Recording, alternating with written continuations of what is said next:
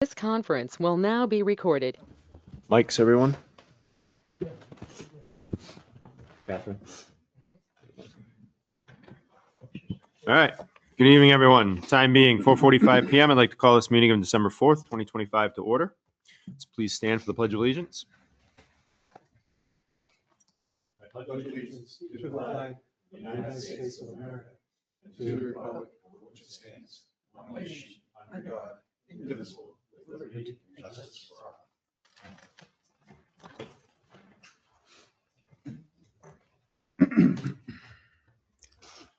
All right. Start out with a couple of announcements this evening. The town of Tilton's tax bills have been sent and can be viewed and paid online by going to our website at www.tiltonnh.org. Tax bills are due on January 5th, 2026. The town's annual Christmas parade is this Saturday. It is a party. December 6th at 4:15. The parade route starts at Elm Street and continues to Cannon Bridge, then onto Main Street and concludes at the high school. Fireworks will be at Riverfront Park beginning at 6 p.m. Santa will greet the children and public after the parade at Riverfront Park. All right. Anybody else have any announcements that didn't get put on the list? No? Catherine? Nothing? All right. Do you want to do the Town minutes, administrator? Mr. Chairman? What's that? You want to do the minutes, Yep. 11:13 and 11:20? Mr. Chair, I'd like to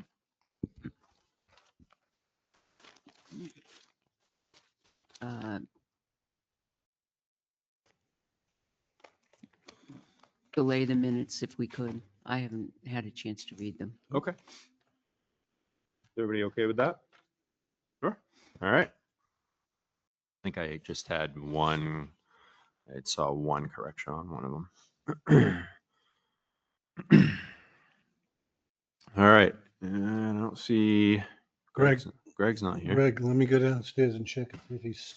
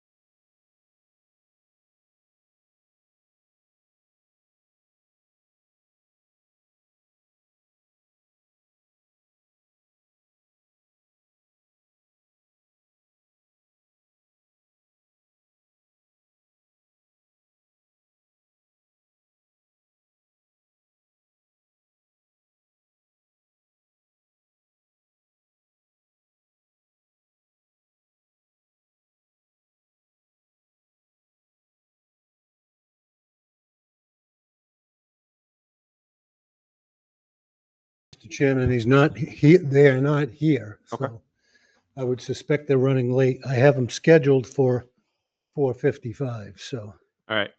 Well, we can do something, other stuff, because we're still waiting for the senator, Representative Harvey Bolia. Okay. And I have them scheduled for 5:15, so. okay. Most of the gas, Liberty Utility folks are here. Okay. And their legal counsel, I do have a sign in.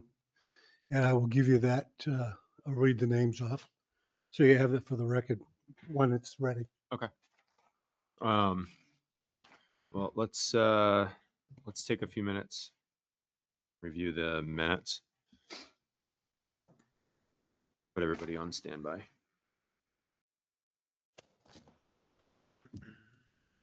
The 13th. Yeah, that was the 8-page one. That was the long one.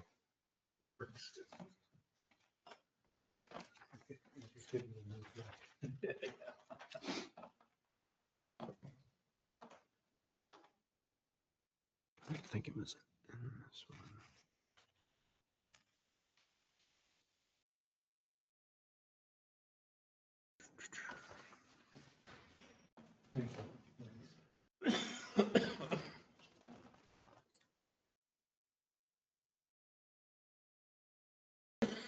I can take notes if you'd like me to.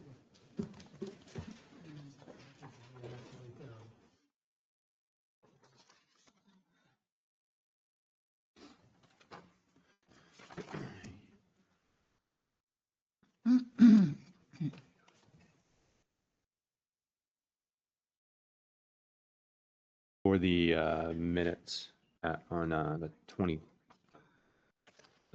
20th. I just threw those away. Oh, you did. By mistake. There was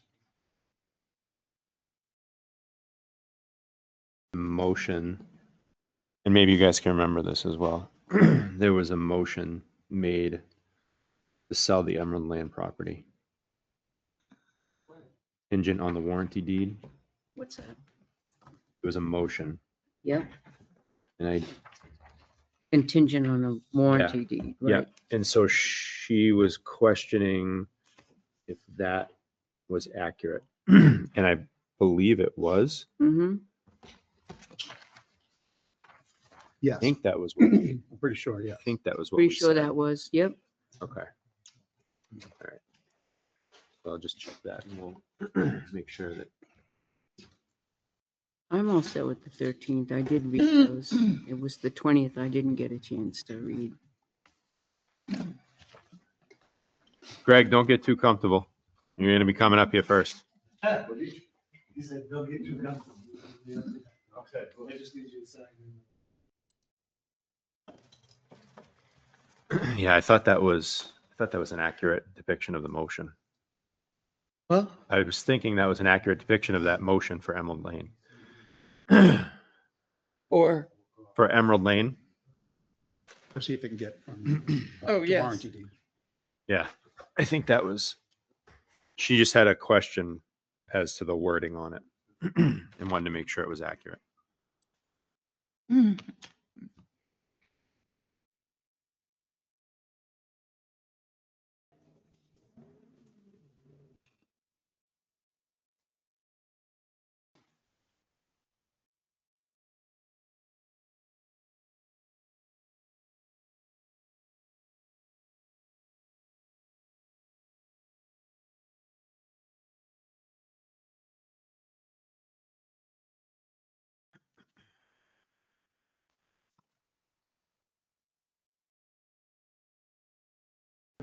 Greg and Deb are prepared. Okay. I did ask Greg to do it because we're in public A, B, C, D. Whatever. Okay. We'll begin with the High Street property first. All right. If that's okay. Okay. Yeah. Come on up. make, oh, good. I was gonna make a motion to accept it. Oh. We'll wait. Yeah, wait. I'm good. Hi, guys.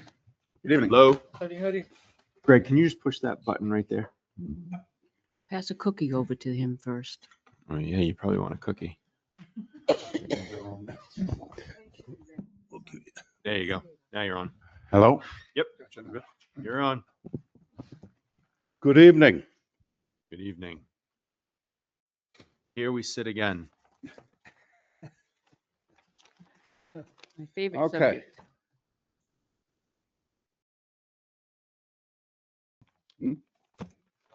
So first, would we like to do High Street? Okay. Yep. Okay. Yay. So as discussed then, the offers here are A, B, and C. Okay. I have 4 copies to distribute to each. Okay. And we'll keep one here. All right. I have one yellowed out for signatures.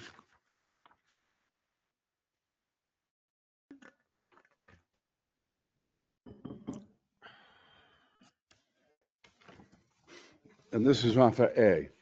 Okay.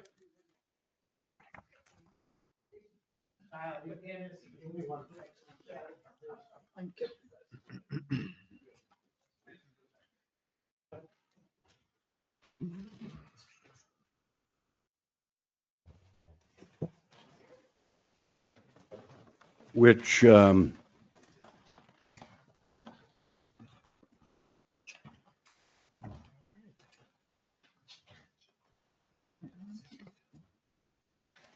don't believe there were any changes made on that from the initial offer. Okay. Not seeing any on the initial. No, I went through it pretty good. Okay.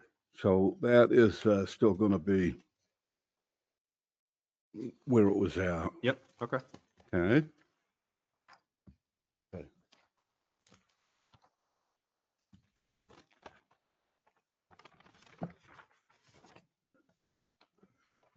Then offer B.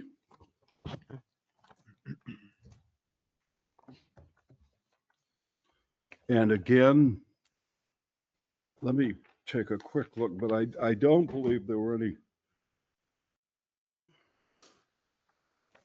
changes to that.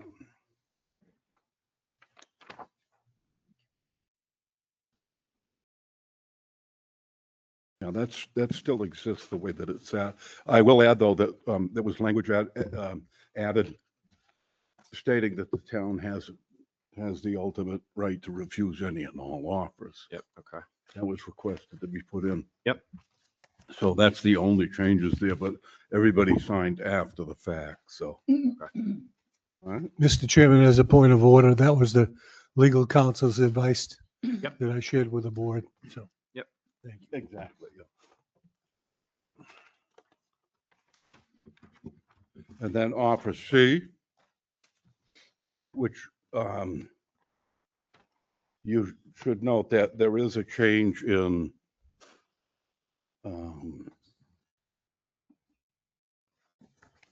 the price offered. Okay. And I think that's about it. Nothing substantial beyond that. Let me review again. And that is not a escalating offer. Yep. Okay. That is a standing offer. All right.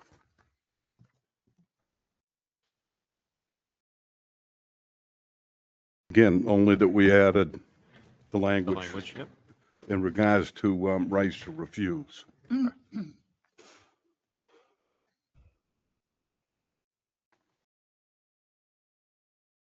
So that's them. Okay. Thank you.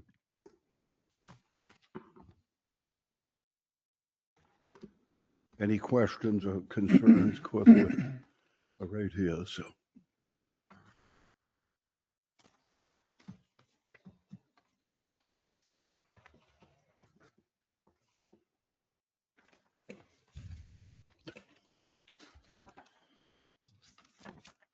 All right.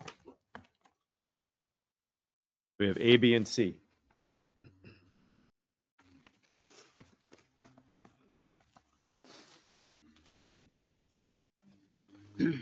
My opinion remains the same.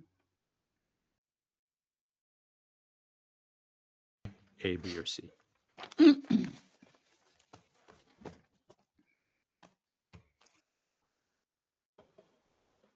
Motion to sell to C.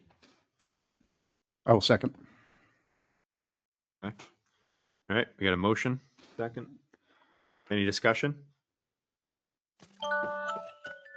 Shut that chicken coop door. And for the record, I'm also going to go with C as well. So all in favor? Aye. Aye. Let the record show no. All right. Motion passes. Okay, so we'll All take right. that one. Yep. So we'll proceed with that, though. Okay. I'll give you all the A's back. Um, Hold on You one want to second. do signature now, or would that be? Electronic tomorrow. I can send it Tomorrow. electronically tomorrow as long as. Are you guys okay with consensus of doing the electronic? Yep, Like I make did a before? motion, the chair signs for us.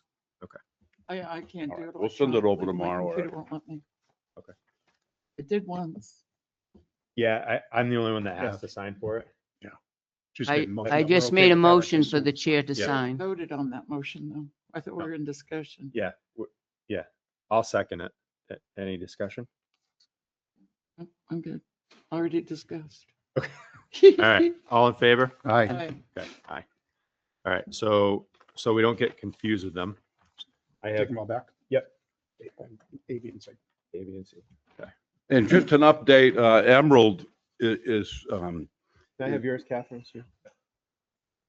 Want me to just, I'll send it electronically to Eric tomorrow. okay, Yeah. but the copies, you want me to destroy the copies?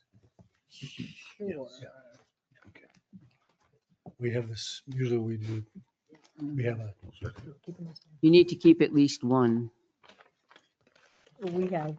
yeah, he's Okay. gonna sign Mm. it. So these are all the A's.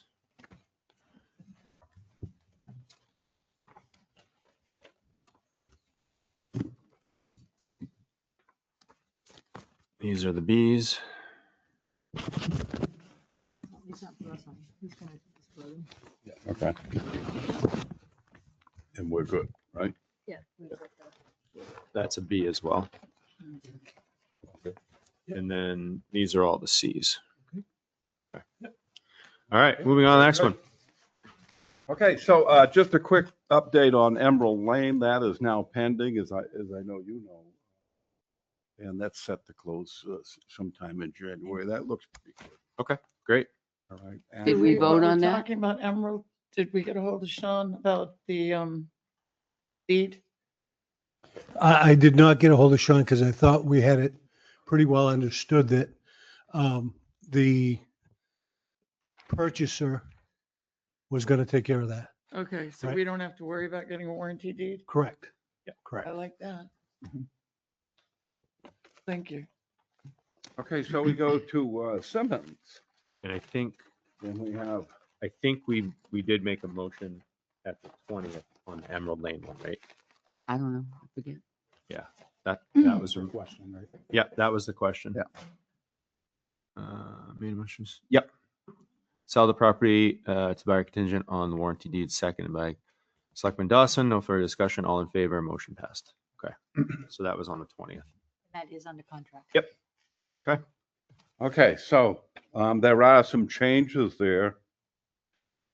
This would be offer A, and there's 4 copies.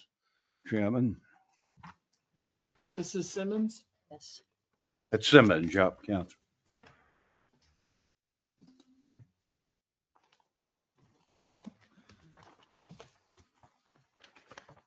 Actually, offer A, you'll note, really didn't make any substantial change, only that I added the language. And again, actually, I don't know that it did make that contract, but well, that's pretty much the way it was. Okay. Then you have offer B on that one when you get ready.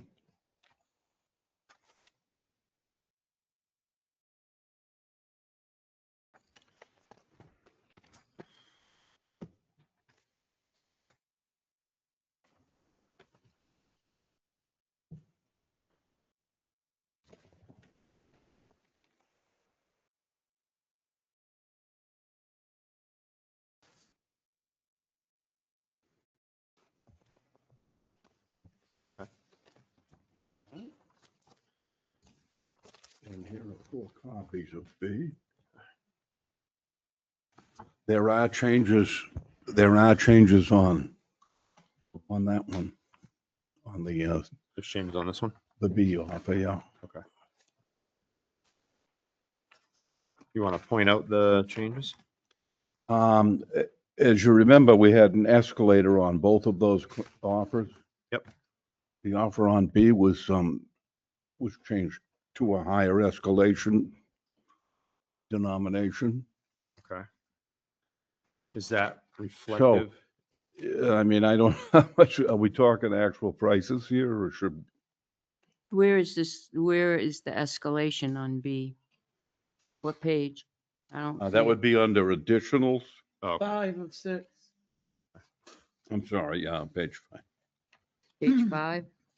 Yeah. Page 6. No, page 5. 5, okay. 6 is the 6. Page 5 of 6. 5, page 5. Okay. And that was set to escalate at $500 over and above the any other bona fide offer.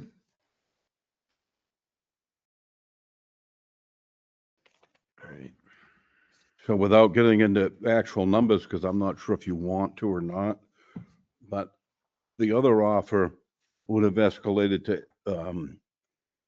well, been 81. So B would claim that at $500 over the All right, so the lower 81.5. offer.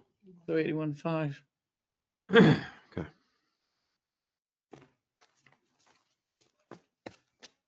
And the conditions, I mean, any conditions in them are very similar. It's mostly, Yep. they're both cash, maybe a little closing date difference or whatnot, but Okay. other than that, they're both very secure offers, so. All right.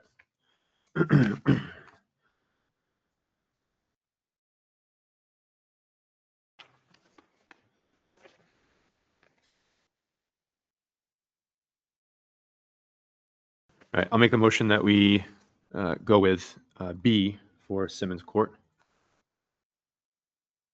Second. Open for discussion.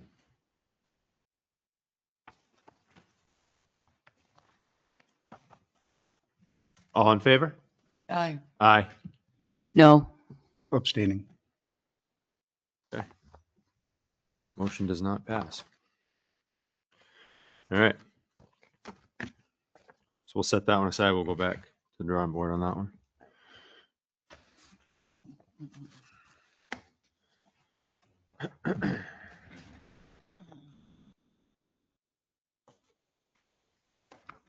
All right. Is I'll take your copies. I thought we were going to come back to it. Oh, yeah, okay, we can come back to that. That's fine. You want your copy? coming back to it. Come back to it. So just, if we end up with one of the contracts Be one on of that, we these. can do the same thing electronically for signature. Okay, It'll save having to wait another week. that's it? That- Okay.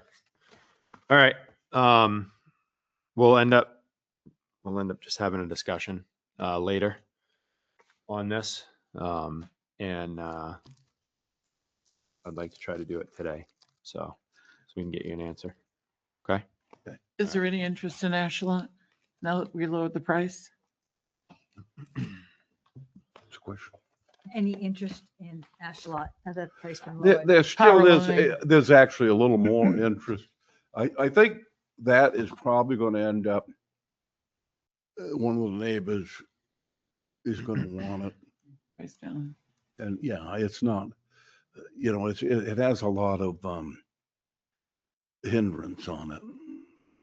Between the right of way with PSNH, well, Eversource now, but so on and so forth, and the covenants also apply to that lot that inhibit, campus, so on and so forth. Everybody else has them in there, so, Yep. but I can't sell it that way. I can't tell people, so, we'll get it sold. Perfect. All right. Thank you guys for We all coming in. good? We need Yep. to hang out in case. No, I'll have Scott email Take a you. cookie with while you're. Yeah. Yeah. You got it. Kidding, I'll take a cookie. Any day, thank you. She's going to take. I'm gonna take a cookie. All right, thank you. All right. Thank you. Thank you, guys. Oh, that's no, that's right. Yeah, yeah. Perfect.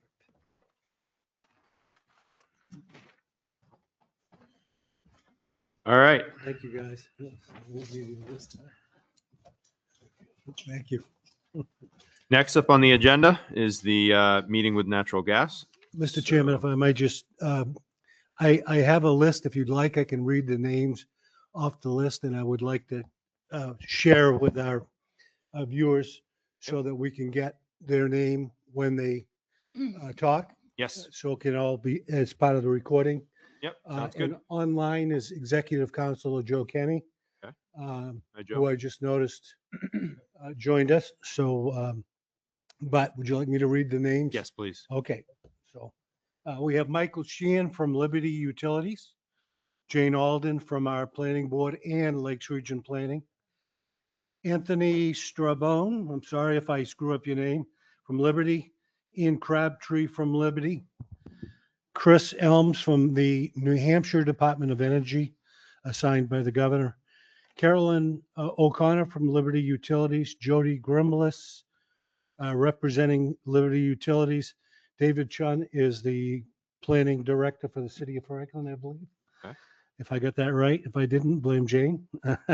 Greg, no, Greg is gone. Obviously, Deb is gone. Representative Harvey Bolia is here. Senator Tim Lang and Senator Dan Innes from the New Hampshire Senate. Thank you all for coming. And if you would, I can either pass a mic when you talk around and you don't have to get up, or you can go up to the podium if you would. Thank you. All right. So it looks like Senator Lang is going to Okay, start us off. okay. And I am going to, Mr. Chairman, I am going to pass out and to the board, our planning office put together a list of the multiple projects that we have underway, which is one of the reasons, as the board knows, that we have these folks here to discuss the commercial development and the availability of services for these people that want to build in our community. So. Okay. So again, thank you, Mr. Chair. Thank you, members of the committee. This meeting got kicked off because Pat was yelling at me across the countertop over at Diana's breakfast shop. And so informed me of what was going on here in the town and the problems with the moratorium on connections. And so I organized through my office this meeting to allow Liberty and the Department of Energy are really who are the two players here. The state doesn't have a whole lot of involvement in what's going on other than our goal as state representatives for the town and for the city area is to strictly help you with any bottlenecks you might get. So again, I'm sure you're going to hear from both the utility and Department of Energy that, you know, there are a couple steps that have to happen going through here. From the state's perspective, you're going to have to be in front of the PUC for various siting permits and things. Then at DES, you may have permits necessary for the making of the holes necessary to get the pipeline upgraded. And in those places, will help exert influence to make sure we can expedite those permits and processes so it happens as fast as possible. But other than that, as a state legislature, we don't have a whole lot of say in what's going on. This is strictly going to be a private business industry and a Department of Energy issue to work through. And that's why I invited them to come, because they're going to have the most amount of information for you. And we're just here as a resource to make sure whatever resolution we get to, if it involves state involvement, will help exert whatever influence we can to move it faster. Great. So Thank you, that's it. Senator. But I'll turn it over to Liberty and to DOE, let them do their part. All right. Thank you.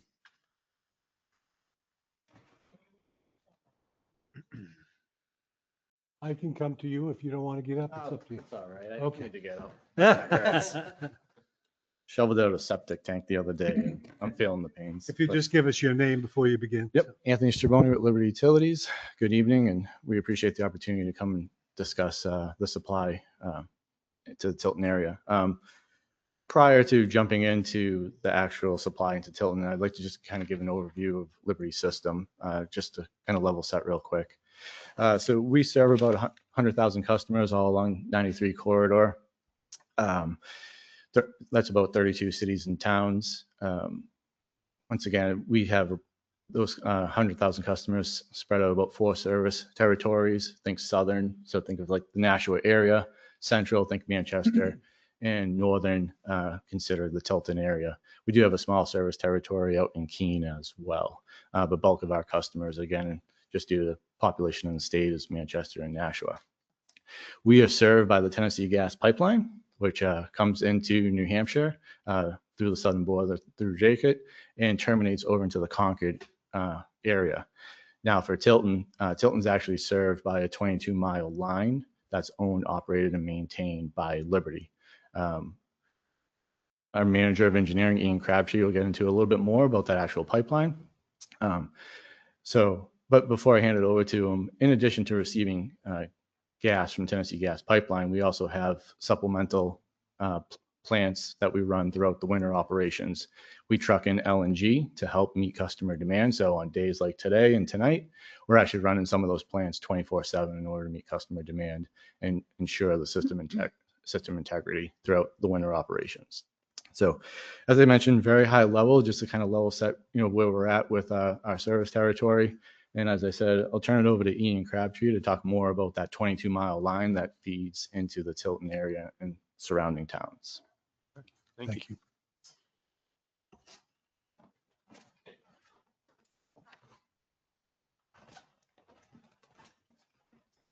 Good evening. Again, my name is Ian Crabtree. I manage our engineering department for Liberty Utilities. A little bit of background about the Tilton. We call it the Tilton High Line. It's a pipeline that ends in Concord, basically where the Kinder Morgan transmission line ends. And again, it's a 22-mile pipeline that comes all the way up to our Tilton plant here and then feeds the distribution in the Lakes region. So that line was originally built in the 60s. It was a 6-inch line, and at that time it was fully sufficient to supply the area. But I think with the construction of the I-93 corridor, we've seen quite a boom in the population in the 70s and 80s, where I think growth of the population grew like upwards of 30% at that time. I think when the pipeline was originally built, we weren't really expecting that type of growth. During that same time, that's when the Tilton plant was developed. It's a LNG plant, and it was really designed to peak shave. And what I mean by that, it's just to add supplemental natural gas into our distribution system. So in the wintertime, when gas prices are really high off the pipeline, we could supplement peak shave with LNG that we have in our tank. Again, since then, the growth in the area, Tilton has turned into more of from a contingency to a necessity at this point, where we have to run the plant, as Anthony said, like 24/7 throughout the winter when those really cold days, just to maintain system integrity and support pressure. Wasn't really designed for that, and brings us to the point where we are today, where the demand in the area is pretty much at what we can supply at this point. So that's kind of the quandary we're with right now. So early 2000s, Keyspan Energy, I think, was our name at the time, said we got to start planning how can we fix this and continue growth up north. They started replacing the 6-inch line with 12-inch. So early 2000s, like I said, 2002, 2003, they began segmenting 12-inch basically in parallel with the 6. Intention was to go all the way up to Tilton and replace the entire line. For some reason, there was a delay until 2016, where I was actually the construction supervisor, where we did another 5.5 miles or so through Loudon, basically up to Shaker Road. And again, doing that gets you a little bit more capacity up here, but not much. And again, we're finding ourselves in the same position. What really needs to happen is we need to replace the rest of the 6-inch all the way up to Tilton. That gives us the biggest bang for our buck. How many miles are we talking? That's about 10 miles. Yeah. And that's 10 miles of where the existing line was installed. That might not be the best route going forward. You're going through Canterbury, Shaker Village, like residents are far and few in between. Corridors are tight. I know where we ended up on Shaker Road. We started hitting a lot of rock. There's an area where almost a mile run that goes through swampland, which isn't really constructible today. So you're talking a mile just to go out of the way to stay in town right away corridors. And it really depends on what gives us our biggest bang for the buck, right? So it's tens of millions of dollars that you have to spend. You want to spend it prudently. So there's 10 miles remaining of the 6-inch. It might take 12, 13, 14 miles to install it up to Tilton the right way. Again, try to stay within state right of ways, like on 106. It's a very wide corridor, a lot of space. It's going to be, if we stayed on the existing route, it would be very tight and difficult to construct. If we continue down 106, we got some potential commercial and industrial customers. You got the Speedway. But again, a lot of that takes a lot of planning, a lot of funding. And like I said, we did 5.5 miles in 2016. I don't think we can do 10, 12, 14 miles in a year either. So it's a huge undertaking.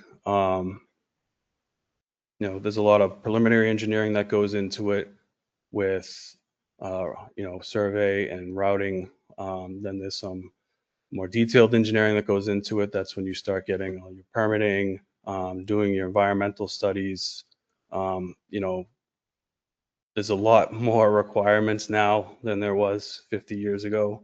There's endangered species, there's water crossings, there's archaeological sites, which are typically within the buffers of waterways. On 106, we had to cross the Sauhegan a couple times, and there's areas we couldn't touch because they found native artifacts, arrowheads, or whatever. Like I said, there's endangered bats and turtles. So much goes into it, and when you're spending that amount of money, you really do want to take your time and do your due diligence. So we do have funding over the next year to start the engineering, the preliminary engineering, and get the ball rolling with that. It's hard to put a timeline on it, but just from my experience from the last phase, you probably have a year or two of engineering and getting all your permits and licenses and approvals, and then construction could take another 2 or 3 years after that. So that's kind of where we stand. We don't like being in this position. Like, we want to grow and add customers. We're working towards that. So I'm available to answer any questions you might have, or anything that you want to speak to or concerned about. Unless anybody else wants to speak from the Liberty side to. I have a question. Sure. So it's my understanding that if I was a customer of natural gas and I was going to remodel my home and discontinue using that natural gas for a time while I remodeled, even though I'm not really going to change the capacity of the gas or the amount of natural gas I'm using, it's my understanding I'd be dropped as a customer. No, I don't think so. The restriction is really any new additional load or requests at I'm this sorry? point. I said the restriction would be any additional new load or requests. If you were adding load, we would probably deny it to protect the integrity of our system and existing customers up here. But if you're temporarily shutting off service and want to come back on, we still consider you an existing customer at that point. Okay. If I was an existing customer and I was a commercial customer and I was going to add on some additional rooms, if I kept the same amount of natural gas I'm using now and used propane for those additional rooms, would I be dropped as a customer? No, not if you're still using natural gas. Excuse me? Not if you're still using natural gas. Is that what you Okay. asked? Well, I'm just If you're asking, adding load and if I'm not supplemented- adding to the load, as you say, I'm sorry, I don't know lingo. sorry, yeah. I'm gonna keep the same amount of natural gas for the old facility. In my new facility, I'll switch to propane because the natural gas isn't available. I would still be able to remain a natural gas customer? Yes. Okay, It's really restricted to adding new additional service or load to our system. okay. So if I was a commercial and I was completely regutting and I was trying to use 100% natural gas and I was twice as big as before, I would be dropped. You wouldn't be dropped, but we wouldn't approve any additional volume above what we already. Okay, but You I'd already still have. get my old volume. Yes, but we're only going to allow the usage. We wouldn't upgrade your meter to allow more gas to Okay. flow through there. Yeah. And then my other question is propane a viable alternative to natural gas? Yes. So a lot What is the Yeah, speak in the differences? mic. I'm sorry, I still burn wood. it's probably the best way. It's Um, okay. So propane is very similar. It burns at a higher BTU, so it's a higher heating value. And usually heating equipment or any gas-fired equipment, it's propane and natural gas are very interchangeable. It's really just changing the orifice in the equipment. So temporarily, propane would be the next option if you were trying to get natural gas. Which costs more, do you know? Oh geez, I think it depends. Propane and natural gas prices change all the time. Okay. All right, thank you. Yep. I think obviously the concern is you can see, I don't know if you've gotten a chance to look at it, the document that's going around in regards to all of the new construction that will be coming, right? Right. Yeah. So,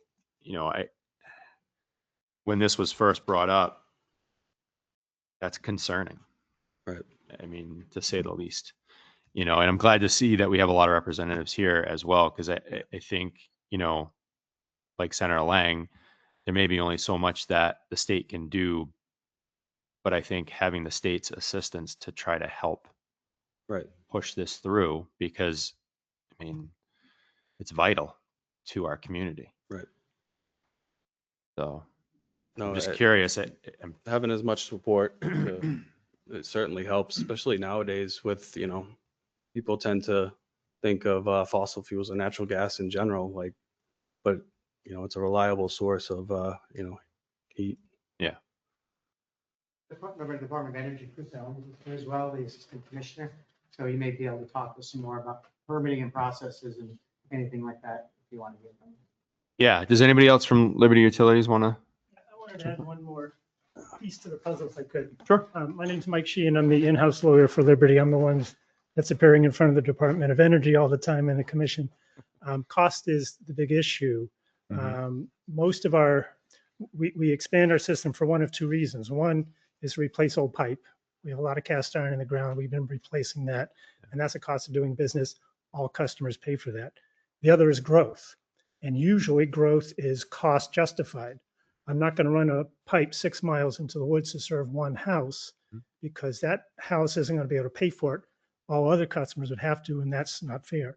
And that's kind of the situation we have here. The cost to run the pipe all the way to this area, it doesn't now have the load to pay for it.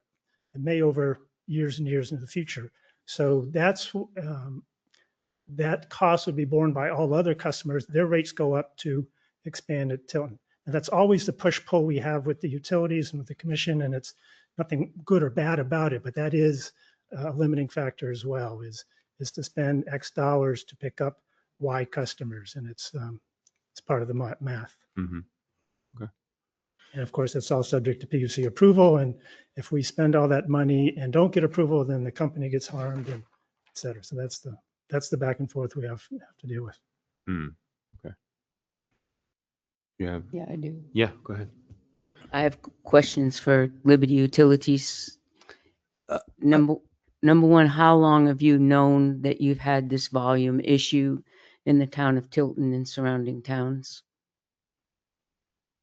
I mean, it's been incrementally growing by years, but I'll let Ian add the details. It probably goes before my time with the company, but I'm assuming that they knew there was a problem throughout the 80s, right, when we had that population boom, and then we had to build an LNG facility to help supplement it.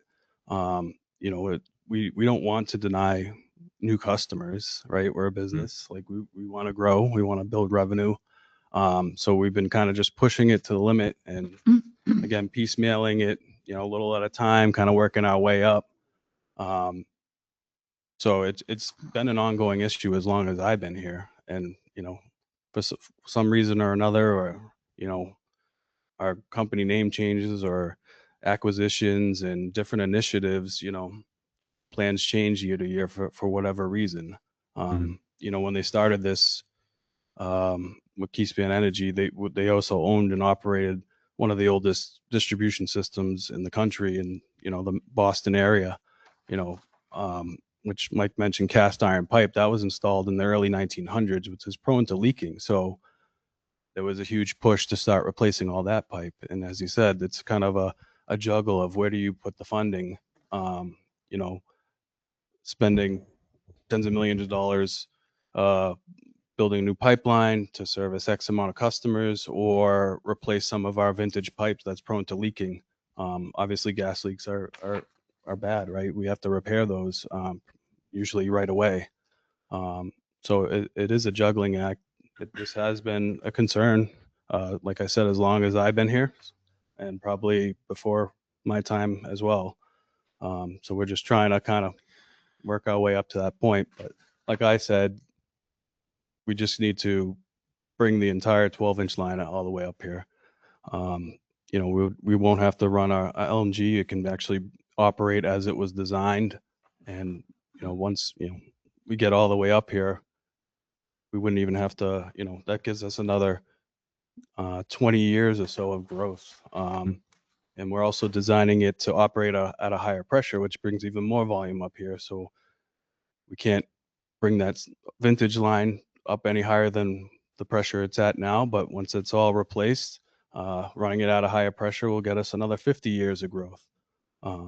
So that's kind of the quandrum.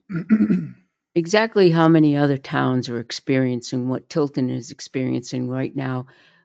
Top of the line, no more volume. We got Tilton, Franklin, Belmont, Laconia, Guilford.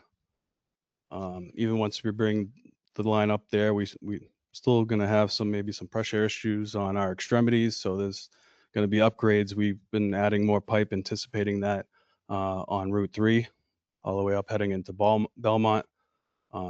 So we put in a lot of work up here up until this point, and spent a lot of money. But we just got to kind of keep going with it. And I forget, how many years did you say it's going to take to get the pipe up through Tilton? I don't know for sure, but like I said, with my experience, it's probably going to take at least a couple of years for the engineering and the construction of it, another 2 or 3. But again, until we start getting into things, that might reduce with more support. But that's kind of what I estimate. I think I understand what the attorney was talking about as far as that, push and pull. I think I reiterate my concern is that it's almost like where you guys are working and you have probably a lot more customers, a lot more growth, maybe down in the southern part of the state. But I can tell you, I mean, there's probably several of us in here that have lived in this area for a very long time and have seen the growth. And you look at even Laconia, Franklin, I'm just concerned that it's almost like we're getting forgot. And it's no disrespect to you or the attorneys or anybody else. It just feels like that's what's happening. And I don't want that to happen because Tilton's going to continue to grow. Like it's not that small town that we used to be. And Franklin's growing. Laconia is growing. There's going to be more demand. So to put it off, it just makes no sense in my eyes. That's how I look at it. And I completely understand that push and pull. I'm just concerned that as we all sit here, plans need to be starting. We need to start putting things in place. Like that's, I don't know how else to stress that on in my eyes. And I think that's where the state comes in too. You say it's not a state thing. It is a state thing because you have a push from the state, and developers see that. They see the state pushing housing, housing, housing, housing. And so developers step up to the plate because there's initiatives from the state for housing, and they come to Tilton, they build houses. And if you look at the type of housing that they are building, and they're being told to do electric heat pumps, well, that's expensive. You know, if you have 60 duplexes in a housing development, that's expensive. You have 240 residential units using electric heat pumps, that's expensive. And so where do you think those residential people go when they can't afford their electric bill? It just circles right back down to the town of Tilton, and they can't afford their electric bill and their heat bill.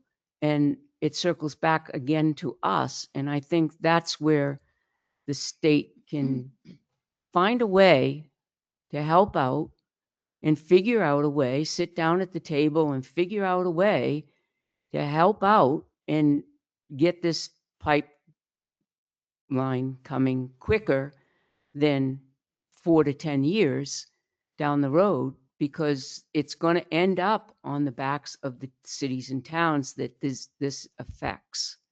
It without a doubt, it's already happening here. These are just the ones you see that are in a site plan or zoning or whatever. These are the housings that have already taken place here. You haven't even got the list of the maybes that are pounding at the door and saying, I want to build here. I want to, reinvent the riverfront or whatever. Those are all of the ones that are in the future. And there's a lot of them.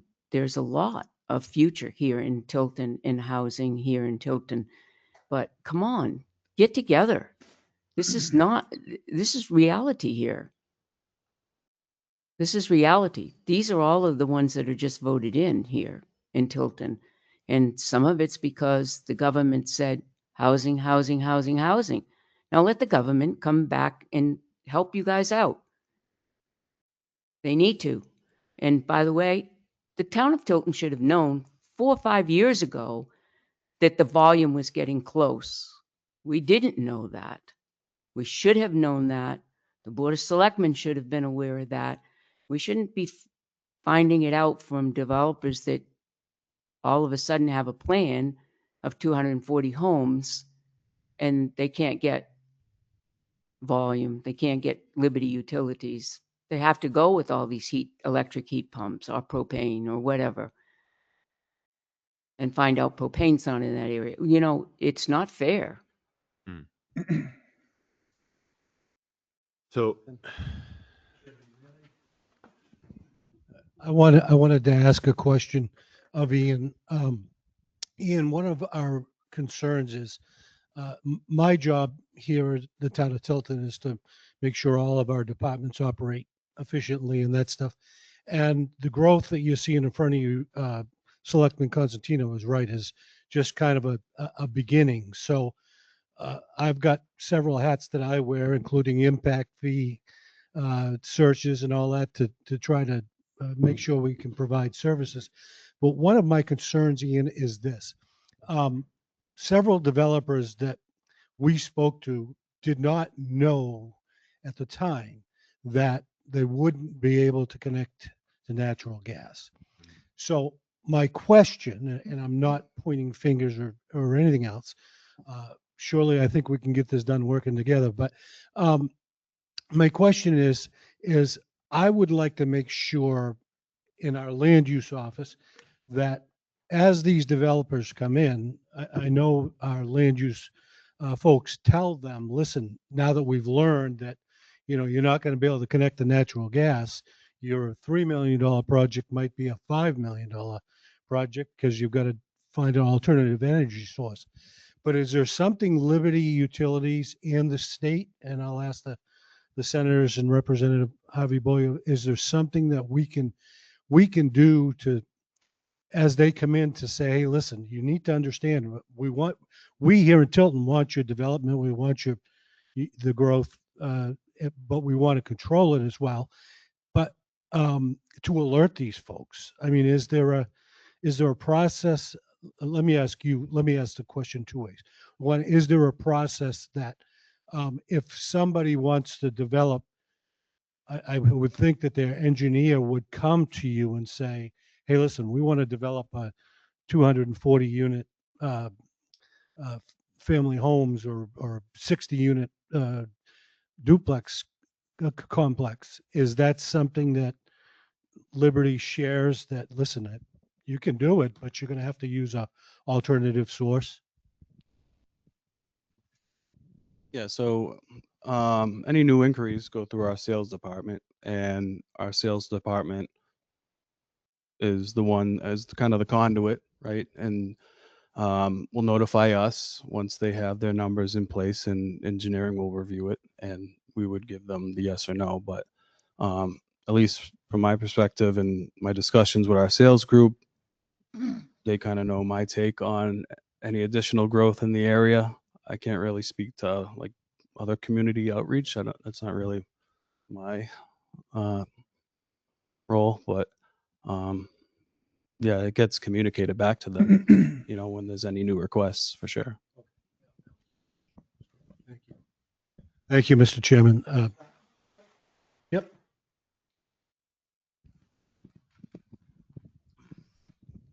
So the one thing I'll just comment on is, some of you know I used to have a computer business here in town, and when I was expanding my computer business, I needed to do more servers. I knew I was going to have more electric need. One of the first phone calls I made as a business owner was to Eversource, PS&H back then.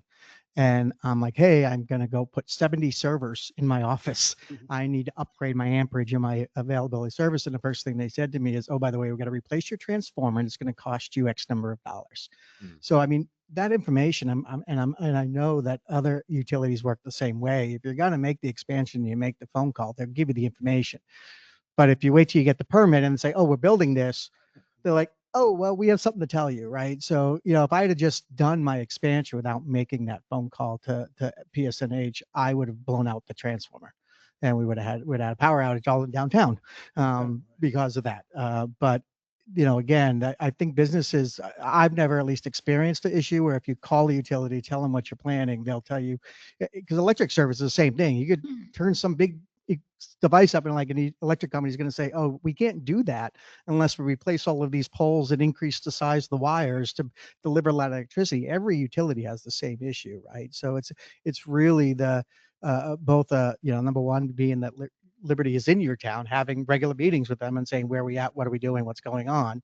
But same with your electric company. You could find out tomorrow that one of these things you're trying to put in, there's not enough electricity service, right? You wouldn't find out from Eversource until after they went to go do an electric hookup. So again, it's cognitive on both parties to be able to have those conversations, I think. Yeah. Yep.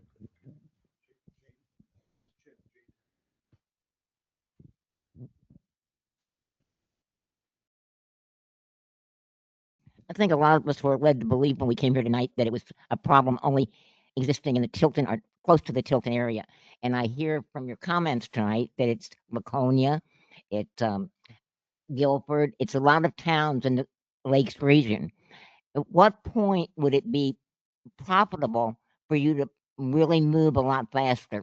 How many customers will it take to have you move faster, hire more people, do whatever it is to get some gas to this area?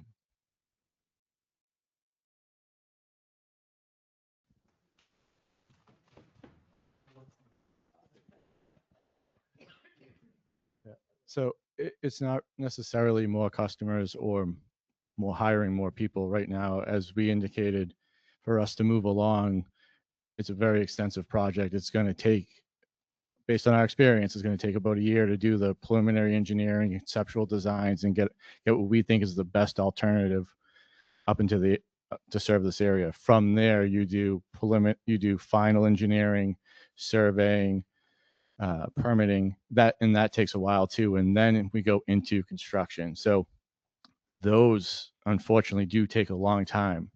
Once we get into construction, as we said, depending on the route and where we're going, once we know exactly what we're doing, maybe that is a bit shorter than what we're anticipating now. But without doing that design, knowing exactly where we're going and having those permits, it's hard for us to say it will only take X amount of years or it can take less doing this route over that route. So right now, our timeline is really constrained to, doing that preliminary engineering, which then leads into the final construction. May change depending on routes. But what we would look to do is, as we evaluate all these projects, is look at schedules, look at timelines. And if there is a way to compress it, we would consider it, making it shorter.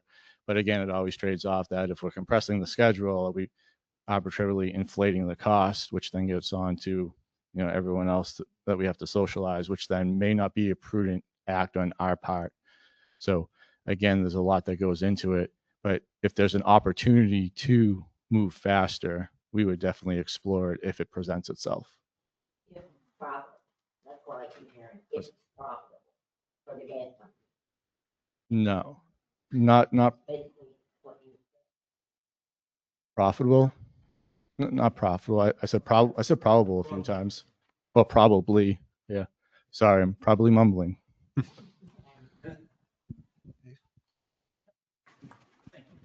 David Chun, Planning and Zoning Director, City of Franklin.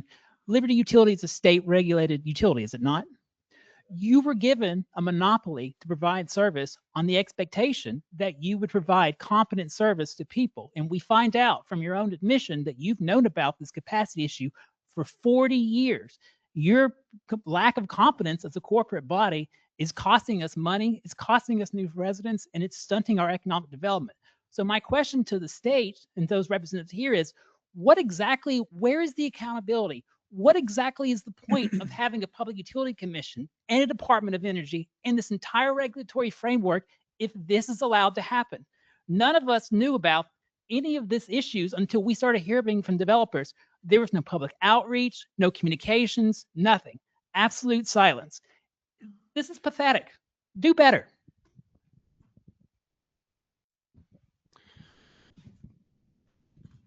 Commissioner, you want to? He's going to come to the podium.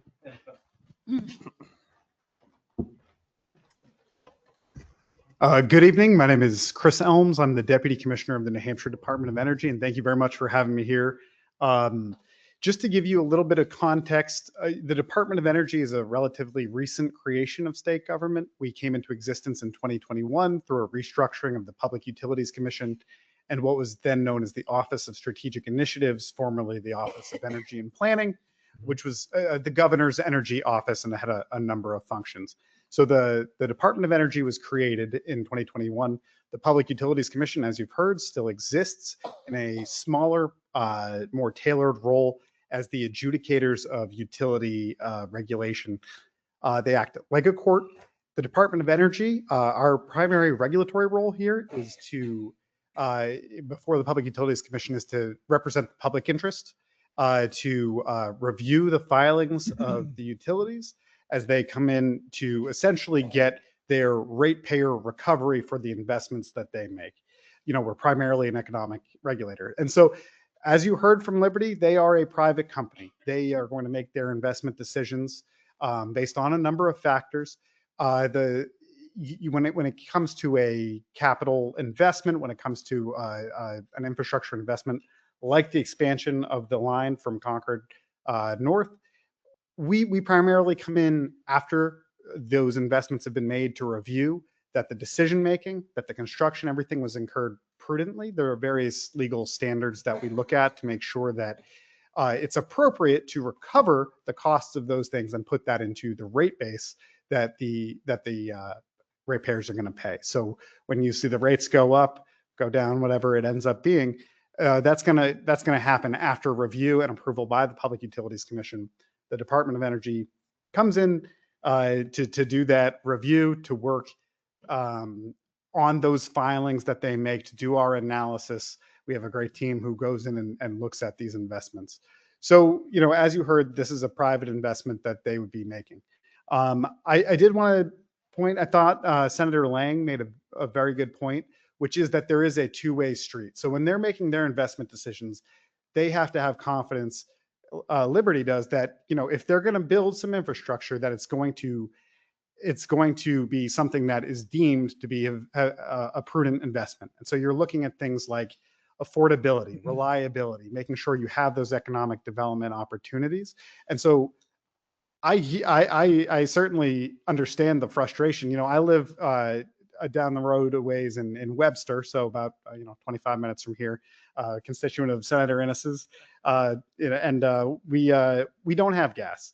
I just paid my oil bill, and I really wish I did, because there are opportunities there. So part of the balance that goes into looking at sort of those ratepayer impacts is that you have to balance the ratepayer impact across the state and across those people who have to pay. If we're going to, just as a hypothetical, I don't want to speak for Liberty because they'll speak about their own investment decisions, but let's say they wanted to expand to the town of Webster, because that's where we thought we really wanted to grow.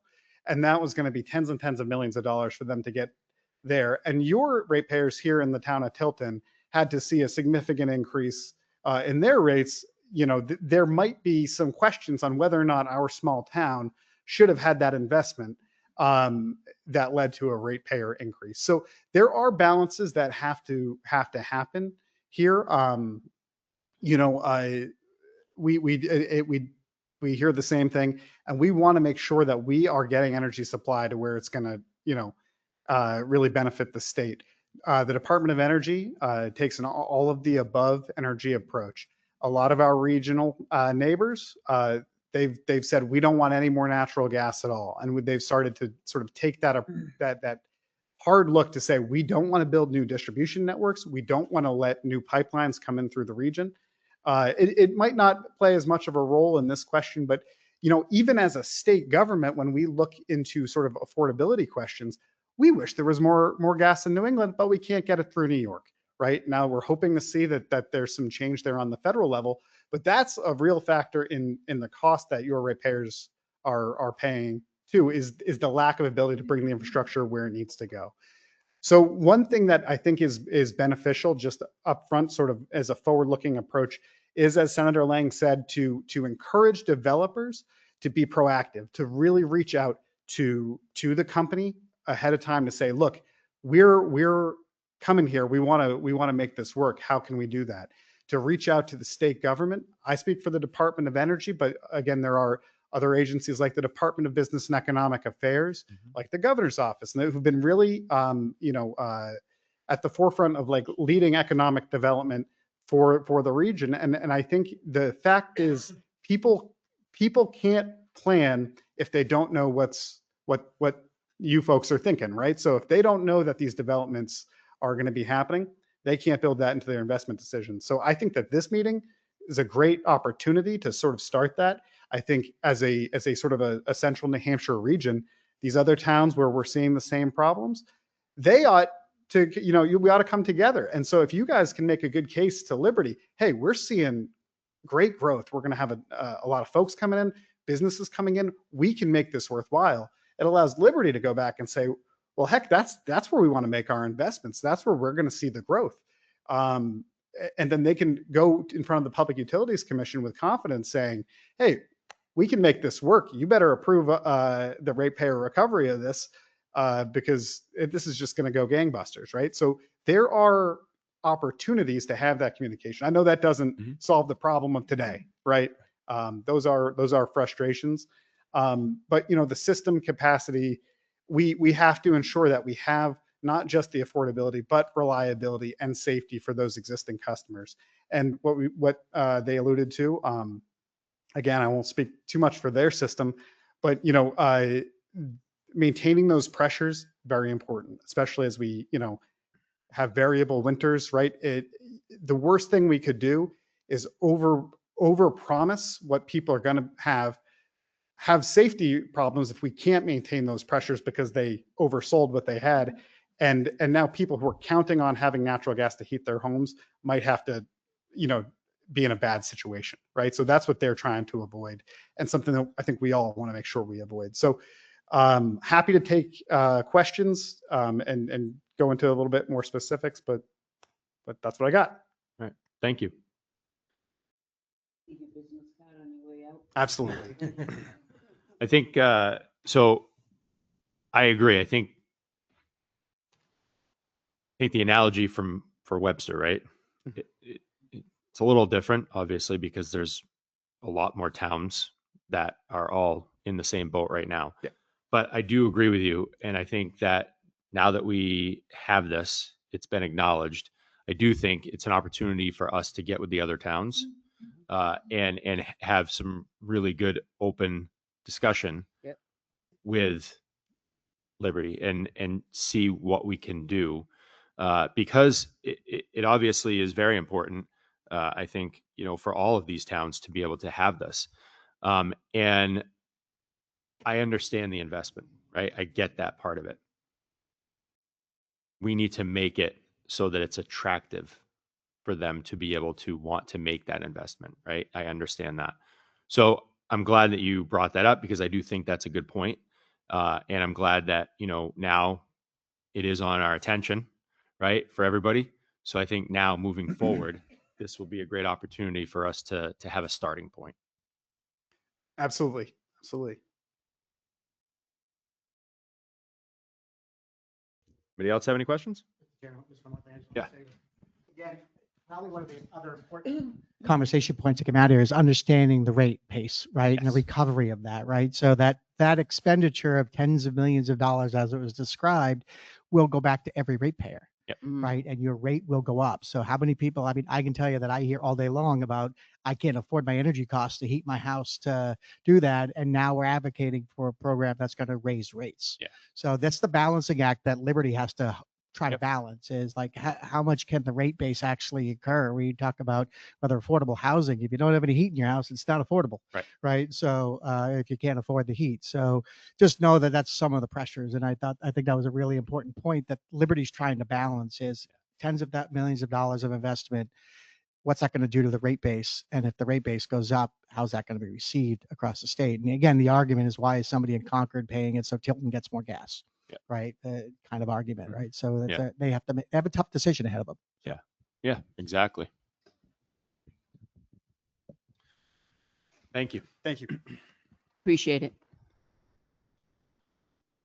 All right. Anybody else have anything on this subject they want to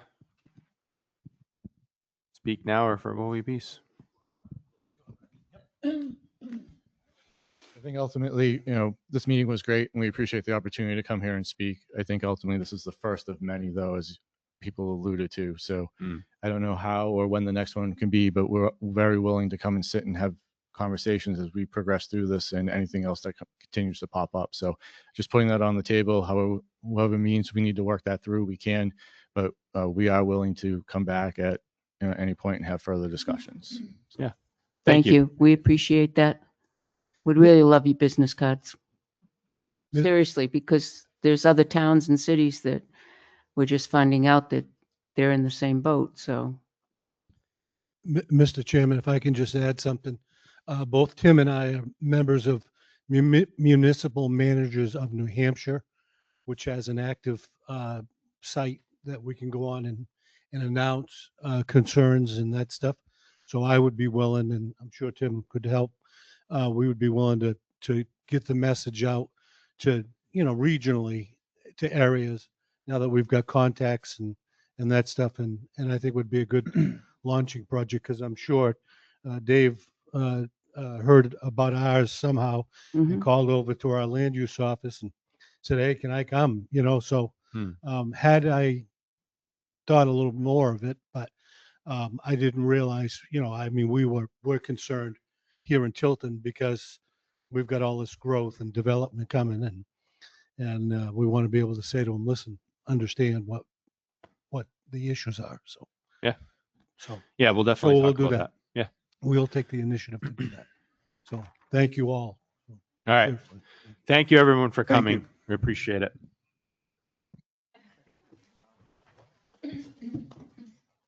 Yeah. All right. We take a 5-minute break. Good with that, Catherine? 5-minute break.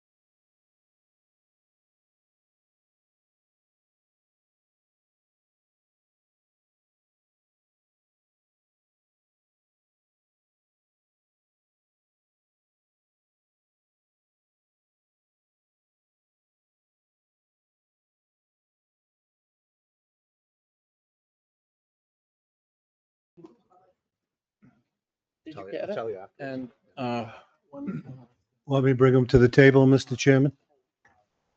Yes, please.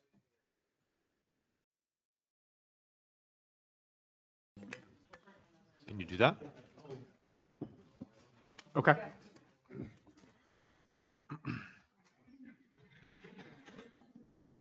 Well, I think that was a productive meeting.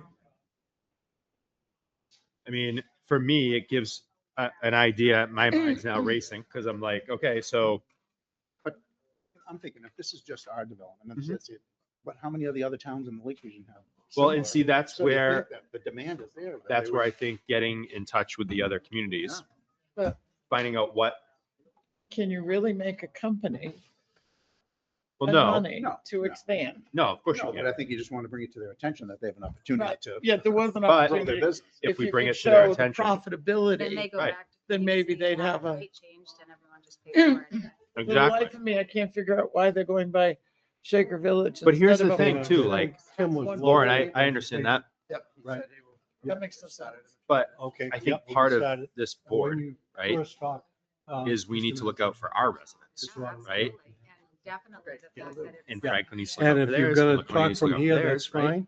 If you're gonna And I'm follow not gonna along be with your swayed presentation, and because then the if you rest of the decide when state, you're done, those I've got a rates might microphone and it's Oh, no, fine. go up, no, not right? really. I agree with you. I mean, And- some of these things are for the. If future. Yeah, well, If exactly. you want me at that time to go over there, I can do that, whatever you guys Yeah, want. Expansion project. are you gonna run the I have my own stuff. presentation? There's a lot of people in town, you know, it's a rural. Well, I community, can, so no, we're Amy not showed me gonna how to get use this. She did. But Right. it's pretty good. It's If all I'm about- doing, if I'm not doing it right, let me know. Yeah. Well, as long as you're Right. speaking to the mic. Exactly. And I I just, just see it as a good opportunity for Okay. people to look at alternatives like solar. All right, let me get you. yeah, Wind. yeah. I need a completely I agree. need a nice old school windmill at my house that looks like, you know, on a farm, because I live out in farm country and it's windy 363 out of 365 Oh, days. I'm there. sure. It's so windy. Copies of Mr. St. Ange's. I think Scott got some. Scott got him. I saw him grabbing him. Presentation. Scott? Oh, I got a whole pocket full. I got a whole pocket. No, we wouldn't get much out of there than business cards and land. So that's his, Mr. St. Ange's presentation. Okay, you're all set. All you have to do is just the up or down. All right. Is this a lakefront property? It's the one that sits directly behind the house that's on the front of the picture. He sits one down. Very good. Thank you. Yeah, Gerard's at the water line. This Yeah. is one house back from the house across. Yeah. Oh, yeah, okay, I can see it on the, Can't read it.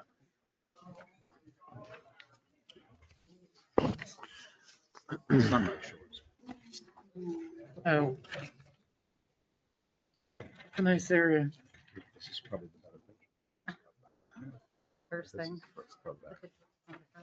Yeah. To depict the waterfront. oh, yeah. The house is on the back of the card. Okay. So do you go first, Lauren, or? No, it's his. Okay, I go first. how are you? I'm very good. If you could just, Good evening. no. Do we need to be a non-public for this? Nope, we'll be in non-pub afterwards. Okay. For your meeting. Okay, all right. So if you could just state your name? My name is Ron St. Ange, and I lived at 19 Sunrise Shores here in Tilton. Okay, so if we get this, let's see if we get this right. So my goal is to show you pictures, documents, independent appraisal data, and comps to explain why I strongly believe that my property has been grossly overestimated by Avatar. Okay. Discussion point one. The first thing I'd like you to notice, it's pretty hard to tell with that picture. We have, Amy gave you each one, right? yep, yeah, Okay. we have them in front of us. All right. So the picture that you're looking at right now is not mine. It's not my house. I'm 400 feet back from there. I do not own. Behind it. I do not own waterfront property. Okay. So right away to somebody looking at this, it indicates some kind of a misrepresentation of where and what my house really is. we are tenants in common with the other three, myself and two more behind me. We're going to get into that in a couple of pages. But you do have rights to the water. Yes. Okay, thank you. That's what's illustrated in that first picture. is the Okay. waterfront. Got it. Okay. I'm sorry, what? That's what's illustrated in that first picture is the waterfront on the back of the card, where is the building description. That's the picture of the house. Yeah, you've got to go a couple of, at least one page beyond to Yep. see my house. Yep, Yep. that's right. So standing from the beach, looking towards my place, that yellow line is where my house would be in the woods. Okay. 400 feet back. A Google shot of it is gives you an idea of how far back I am from the water.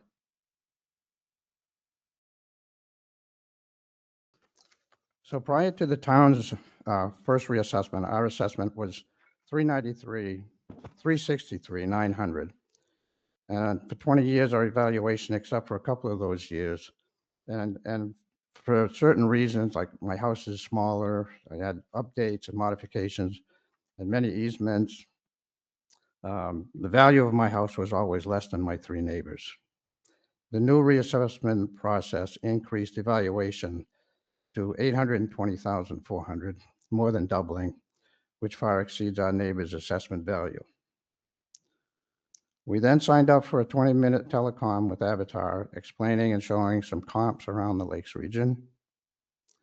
Sometime later, we received a letter from the town office indicating that the first reevaluation was incorrect and that it had been increased now to 1,010,900, another 190,500 over the newly assessed value of 820,400, a total of increase now of 647,000, which is just under a 200% increase.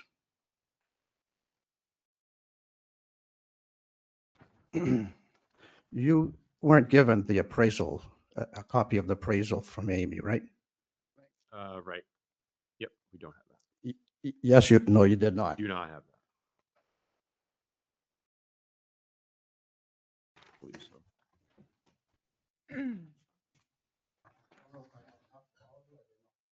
We can share. Thank you.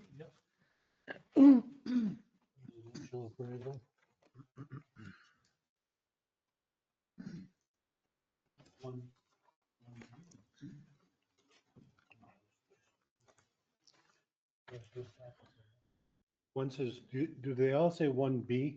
1A. You got 1A. Catherine? Would you, Excuse- 1A? What does Just it your say appraisal on it? say? Up in the corner. Up here. Because I've got a couple. It doesn't. Oh, yours doesn't say. I want to make sure you're all looking at the same one. Mr. Sadon, you got. It's got a 1B and name that I 1C. can't Are read. those different appraisals? But it doesn't have a number. It's like Same Is that the appraisal. same? Okay, yes. No issues. It's the same appraisal. It's got it. I was just trying to keep track of how many copies I had. Okay. So that's kind of an abbreviated appraisal from Darrow Appraisal Company up in Newfoundland. She had like 10 or 12 pages, but this is the bottom line. All her numbers are final on the back page. So what she did was she looked at our property and the information that she had and labeled our place as water access.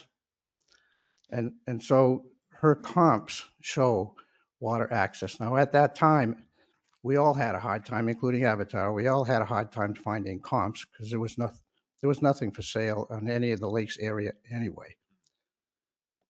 But her numbers show, her final number was somewhere on here. Was it the 692, 659. And again, that's because of the different things that she took into consideration. The lakefront is not lakefront, it's water access, and on and on. So that's the number that's the number she came up with. And the other thing too that she mentioned was that in talking with Avatar, that 20-minute conversation, the one thing that they really had for a comp was my next door neighbor's property that sold for $1.2 million the year before. So that was an average of 1. And an average of 1, I don't know if you got the other page that goes with the appraisal, but there's all kinds of explanation how an average of 1 is not a good way to base any kind of numbers on a final appraisal. So that, again, that was their comment. I thought I had that in the package. Anyway, it's an explanation of an average of 1, and that was on some of the state of New Hampshire papers.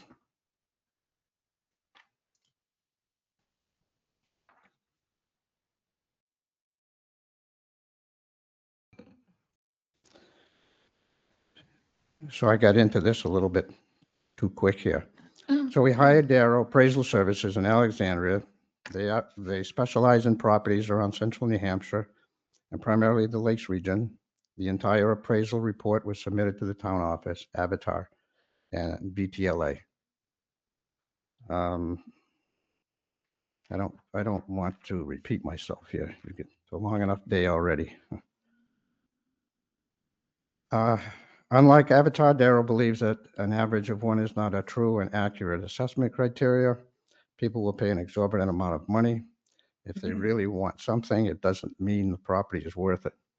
Darrow's appraisal of 692, 659 reflects a more realistic and accurate number that lending institutions would tend to accept, unlike a phenomenon of purchasing homes at an unbelievable price and paying cash. And again, unlike Avatar, Darrow did not consider my house as waterfront, but more realistically as water access.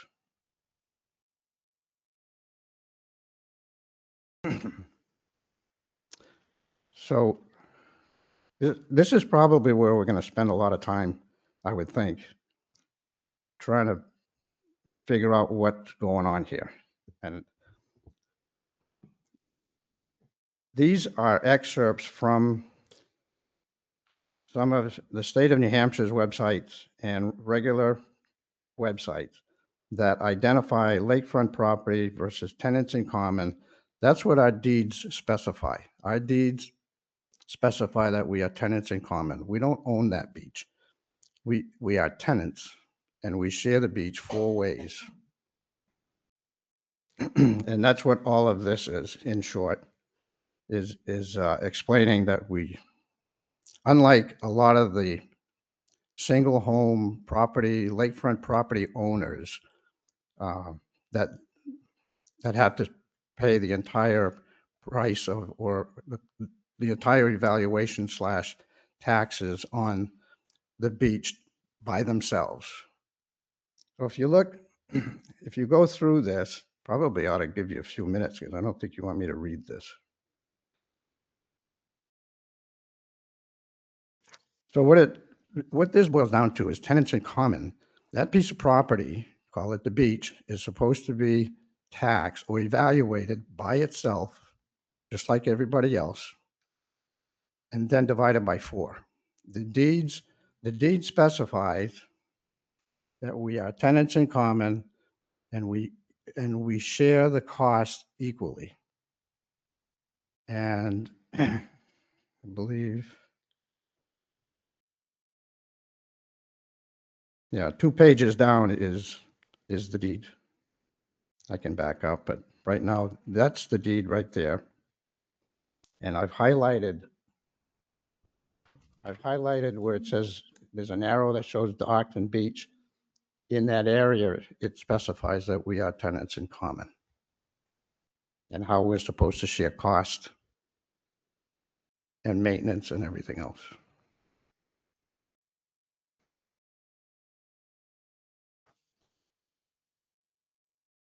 You want me to keep going, or do you want a few minutes to read over those? No, you can keep going. We'll Okay. look through it as we Okay. go. So discussion point 5, in looking at Avatar's many tax cards of lakefront properties that are adjacent to ours, it appears that evaluation of land and buildings are somewhat comparable. We don't see any issues there. The numbers become very questionable and misleading when it comes to the beach area, as indicated by Avatar's tax card and labeled features. I believe there's a misinterpretation and thus a very different value given to our beachfront area. I believe that Avatar based these inflated numbers on only one comp, and that was the previous year's sale 35 Sunrise Shores. That's in violation of ASB manual requiring mass appraisal, which Darrow did a much better job of doing.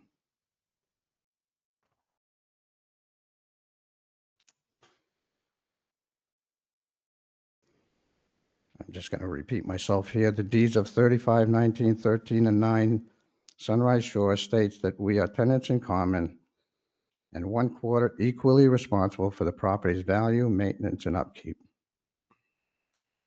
That's the deed.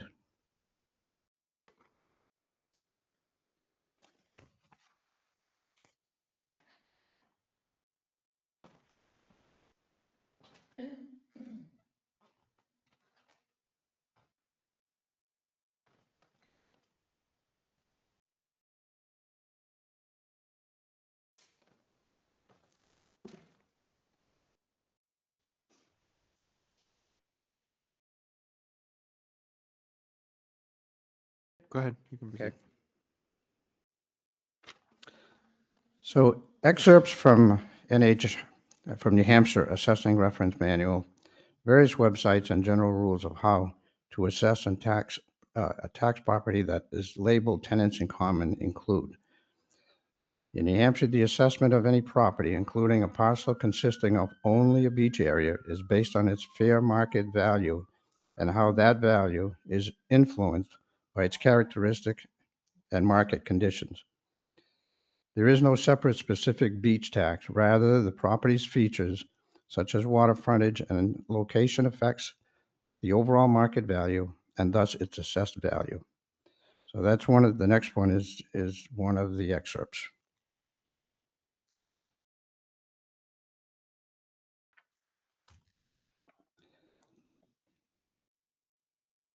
Excerpts from New Hampshire Assessing Reference Manual, various websites, general rules, how to assess and tax property that is labeled tenants in common include.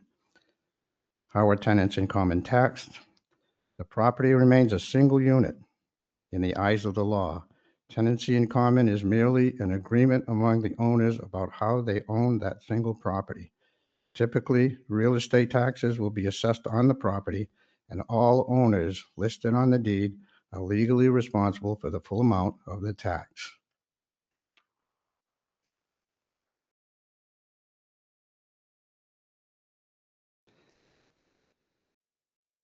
There's the spreadsheet of several waterfront properties. Most of these are waterfront properties. I believe out of this, we're the only ones that are water access. But if you look under features, you'll see that 19 Sunrise Shores, all of the Sunrise Shores, you got one at 305, another one at 475,300. 19, my place, is 605,500, and 35 is 760,500, just for the features. But when you look at all of the other properties that are right on the water, the rest of these things, Lakewood Drive, Laconia Road, Murphy Lane, these are all lakefront properties with gorgeous beaches, nice surrounding areas. Some of these are monstrous houses. But look at their features. There's nobody that has a beach that's worth more than 120,800. That's line item 14 at 617 Laconia Road. Nobody even close has numbers like ours. So a person who owns lakefront property, standalone, I think I'm getting ahead of myself here. Let me read this off. I don't want to forget anything. According to Avatar's tax card, each of our properties are being assessed as full ownership waterfront. The three of us in the back are not waterfront. We are water access. The column marked features on our 4 tax card compared to neighboring properties are ridiculously high and doesn't make any sense at all. If you look at the worksheet, you will notice that not even one of those elaborate properties have a feature that is above 120,800. And most are well below that. And these are all waterfront places. They're all standalone, single ownership with beautiful frontage and dock systems that I would consider pristine. There is no comparison between these properties and those of Sunrise. So notice the Sunrise Shores features. They range from 305,500 to 760,500. If you collectively add these numbers, it comes up to a total assessed value for our beach of $2,146,800 for the beach area alone. I'm not sure how these numbers got here, but this is not the way. This whole process right here is totally different than what used to be prior to this reassessment. We never had this kind of an issue. So there's no way, it just doesn't make sense. The features on the most expensive house, I'm going to reiterate, 120,800. The features on our beach, the 4 of us are paying in $2.1 million on 28 by 100. Something's wrong there. So this is more information. Again, a lot of it comes when you go on a state site or you go on any kind of website, anything you want. I dealt with this with Darrow appraisal. These are some of the excerpts that you can read. And you see that the way we've been taxed on our beach is incorrect.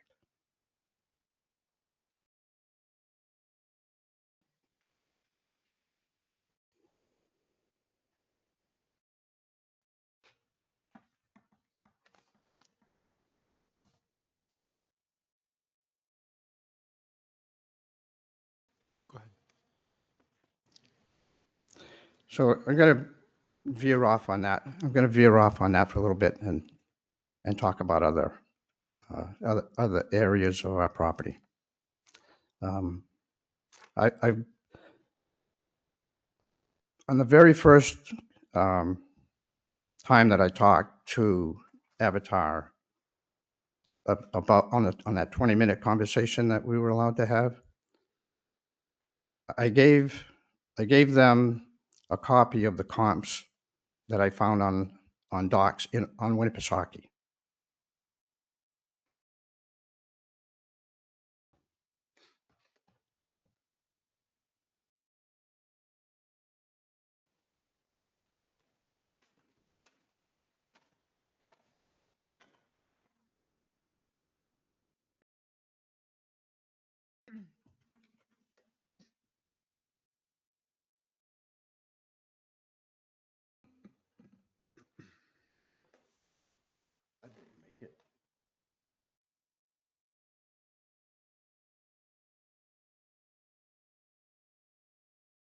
I'm gonna have to give it to Amy. I've got packets. There's 6 comps of docked slips, not docks, but individual slips. Yep. That I use for comps, and they're all in Winnipesaukee, and they range from anywhere between $40,000 and $80,000. So I'm just addressing this because I don't know where that falls on Avatar's assessment as our property value, if it's even in there, you know. So, but I need to mention it because it is someplace or it is an item that's usually taxed. Yeah. Okay. All right. And I'll probably find it before I leave in my mess of paper, and I'll have to give it to you then. Okay. I apologize for that. So there's a Google picture of the beach and the dock.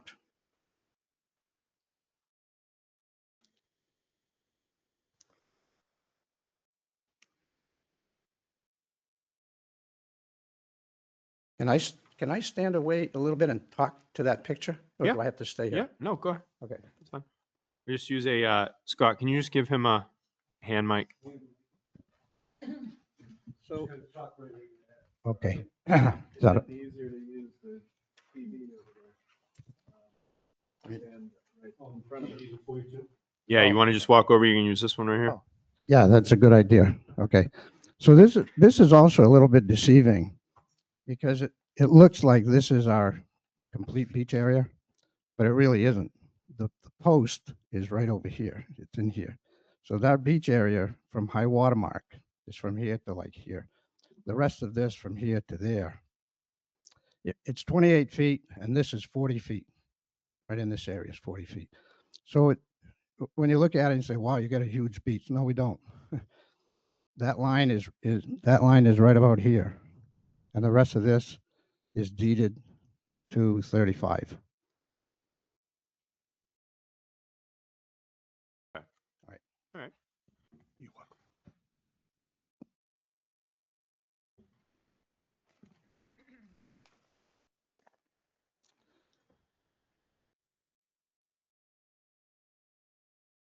I'm not going to talk to this because I just explained it over there.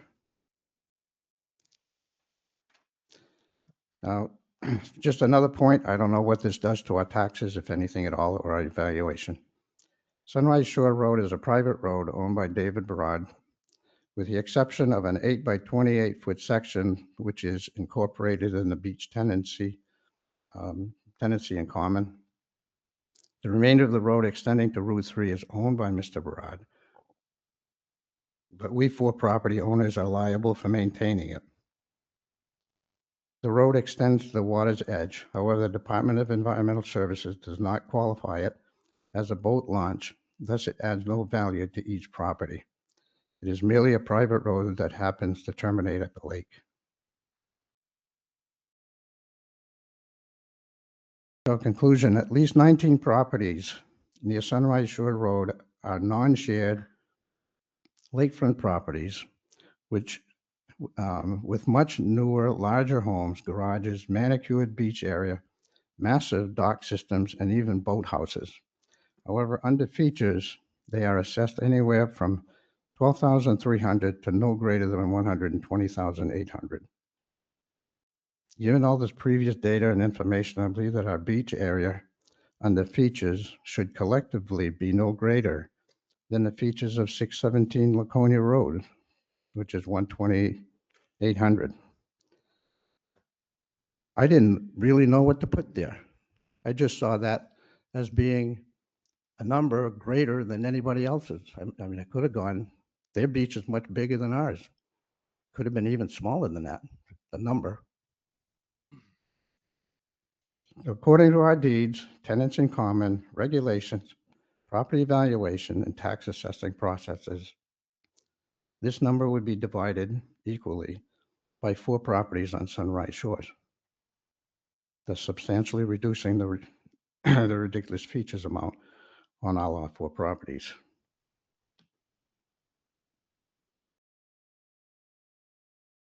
Okay.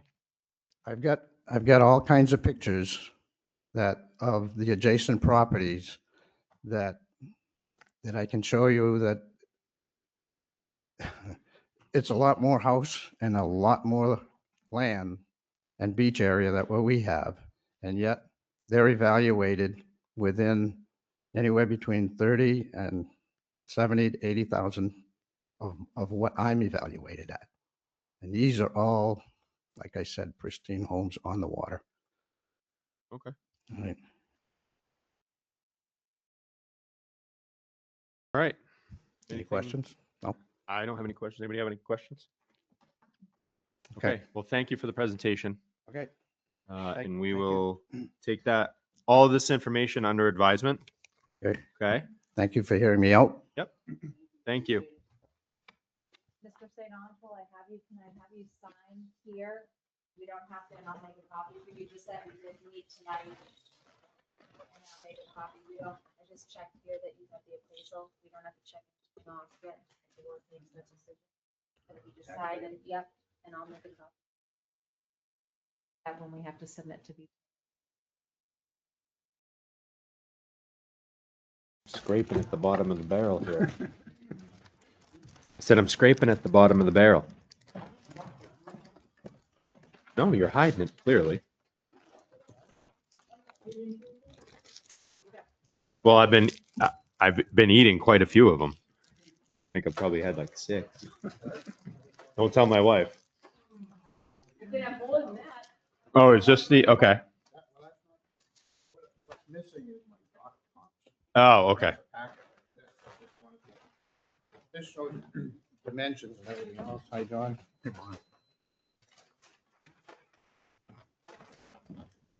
Thank you. You getting one of those? What is that? Part of the presentation. Sure.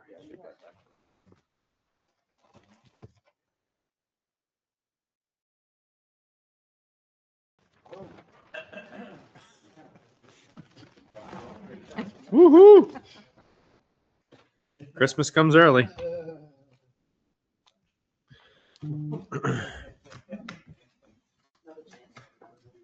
Yeah, I know, huh? Just gonna say it's Seriously. the first Thursday meeting that I can actually go home and have dinner because I didn't have to there at the table. Now you're screwed. The wife doesn't share my legal issues with you, but she shares her personal issues with me.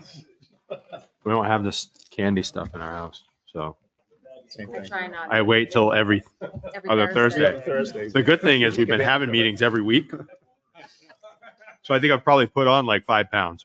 Every time, I was just talking, I was down in Merrimack and I had gone to the Link store at the mall last year because they have this chili dark chocolate that's amazing with a glass of wine. So I bought a bunch of it because I couldn't get it anywhere anymore. So I bought a big bag of those truffle balls. And I have a Christmas jar and I would fill it up. And every night I would come home and my husband would have eaten the whole jar of Whoa. Good for him. chocolate. Nothing wrong with I that. don't know why I'm not losing weight. Yeah. Between that, last night I came home, a whole bag of scoops and hell of a good dip. Oh, wow. I go, you ate the, he goes, oh, I left some stuff. So I pick up the bag, go, there's crumbs in the bottom. You See? couldn't scoop anymore. He left something for you. I can't even scoop He didn't say how anymore. much. Oh my, He just left I something. go, you ate the whole thing. He goes, yeah, that dip is bad. I just, once I love get that started. stuff. Oh, Yeah. that hell of a dip. Oh, so good. So good. Yes, that's why I don't buy it. He stopped and got that at the store So because it is addictive. once she's wrapped up. Yep.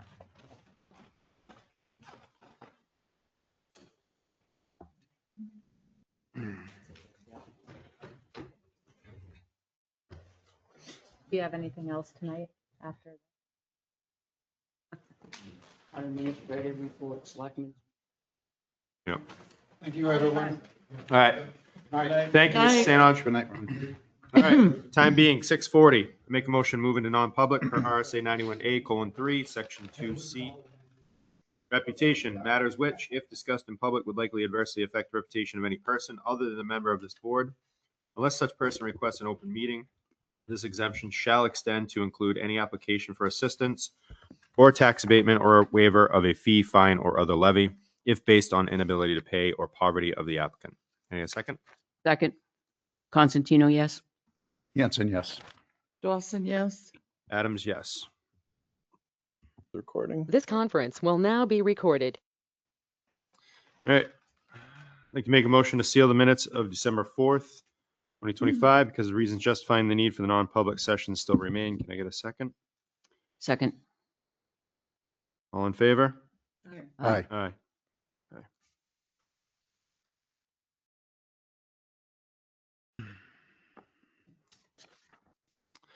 All right, Town Administrator, you are up. Going to be very quick. I will be at health officer training tomorrow. It's a mandatory training. And I will be there. I'll be available by phone. But in the 4 review section of your book, I asked Amy to stick the Belknap County budget that was sent to you and that stuff. I think some of you, I did send it to you online, but Yep.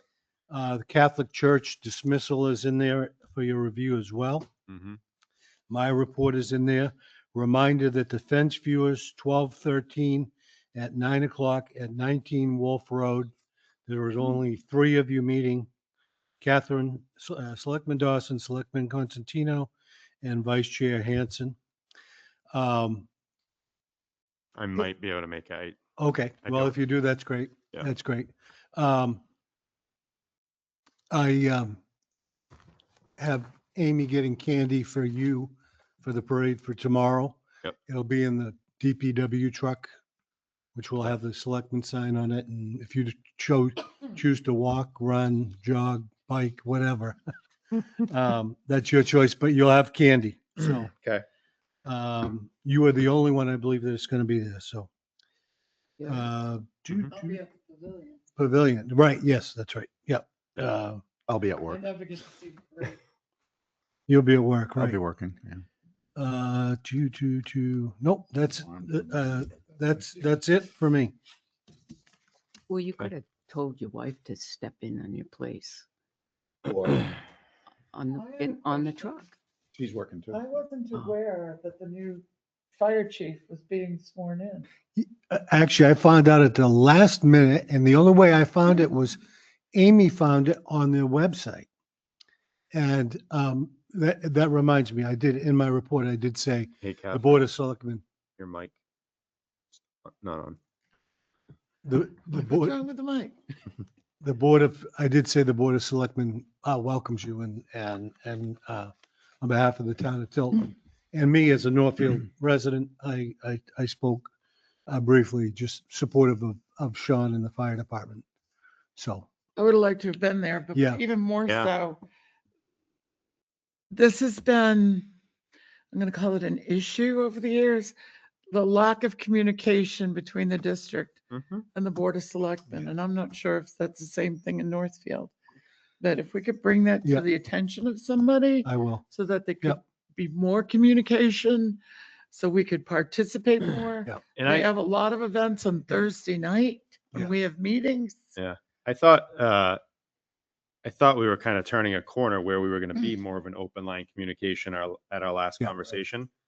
But apparently, we were the only ones that thought that. Well, Well, thank you. yeah. You said that better than I. Yeah, and I think, I don't know if it was pinned on the board, but I don't always go out and look at the board. Occasionally I do downstairs. But I always do when I Simple obviously. email could have Right. sufficed. I think, but Just saying. Yeah. I own some responsibility in that.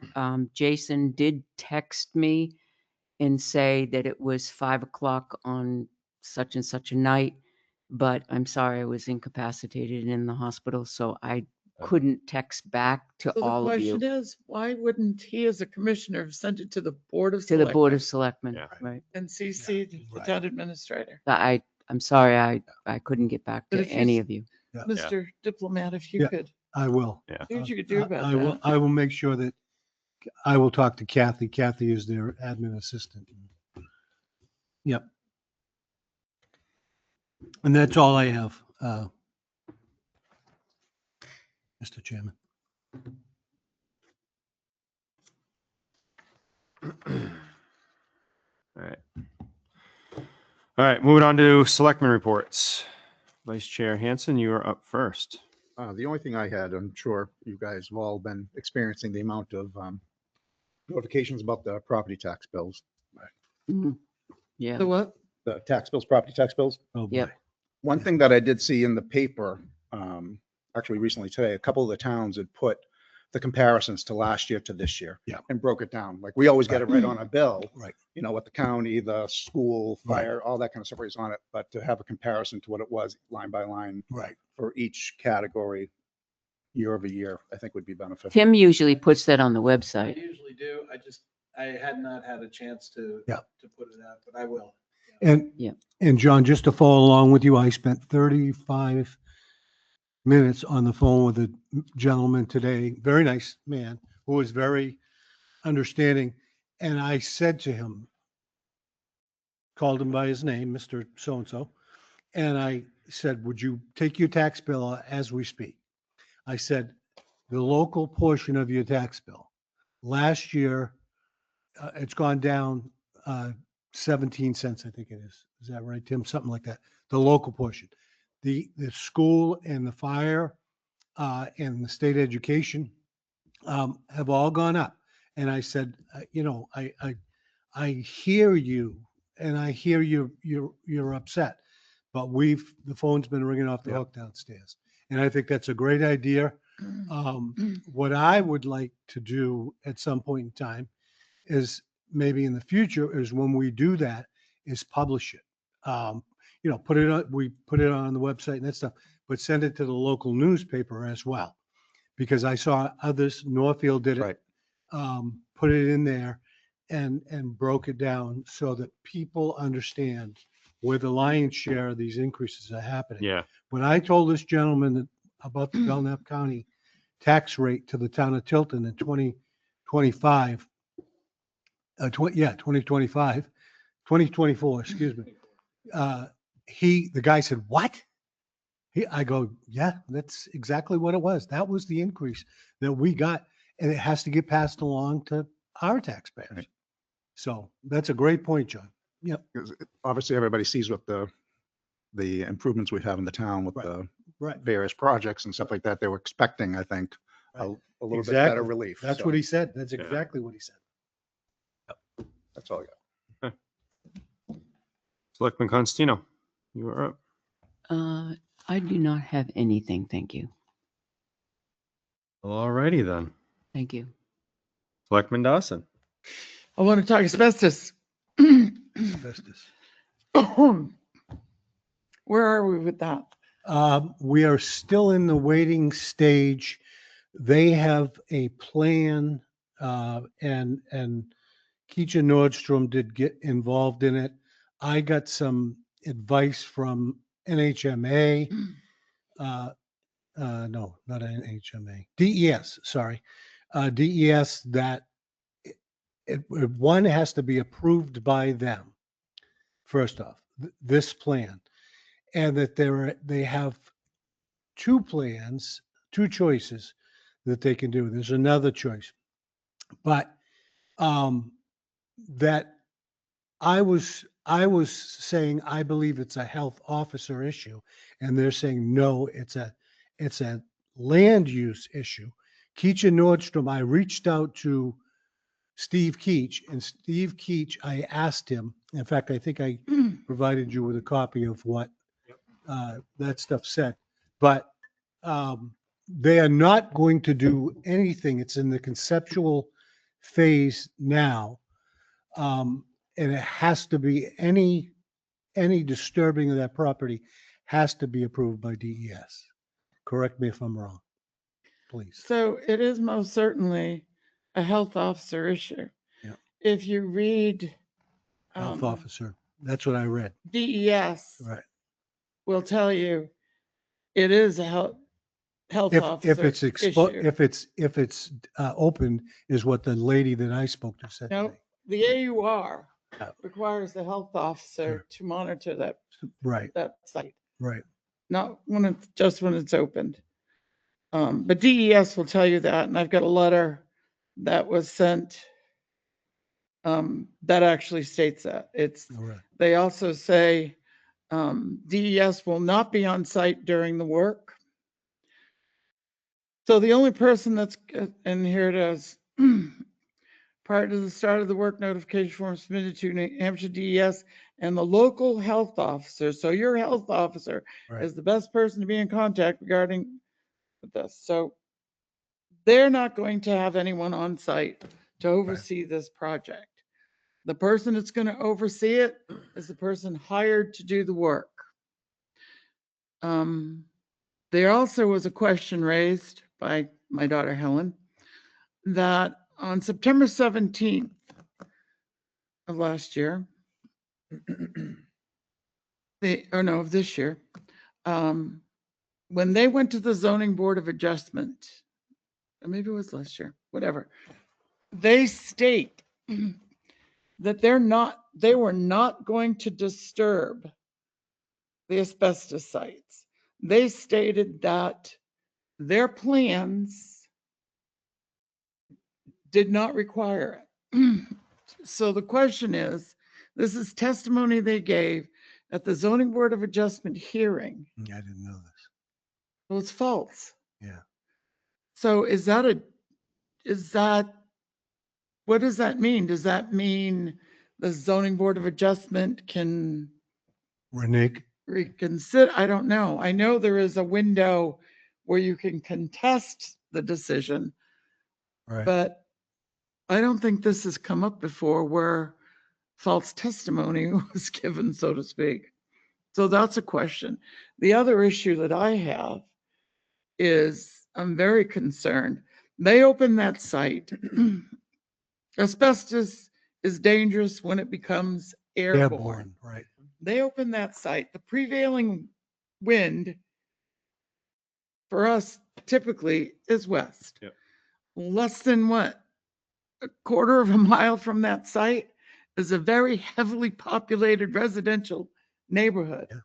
Yeah. They're going to have monitors that will tell them after the fact, after it's become airborne, that it's become airborne.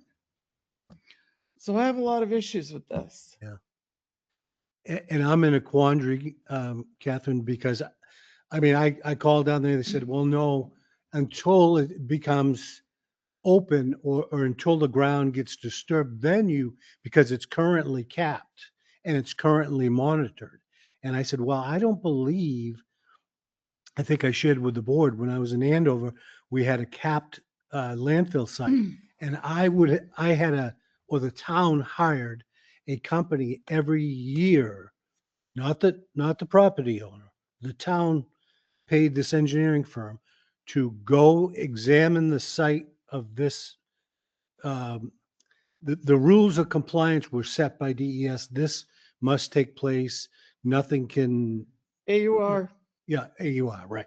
And so this independent group would come in every year and they would send a report through me to the Board of Selectmen that says, we've examined it. We believe that a tree is growing. It needs to be. They set up a maintenance plan for mowing and vegetation and all that stuff. And this site has all that. It does. That's within the AUR. Right. I'm the one that's looked at that site for the past 20 years as Right. health officer. Right. But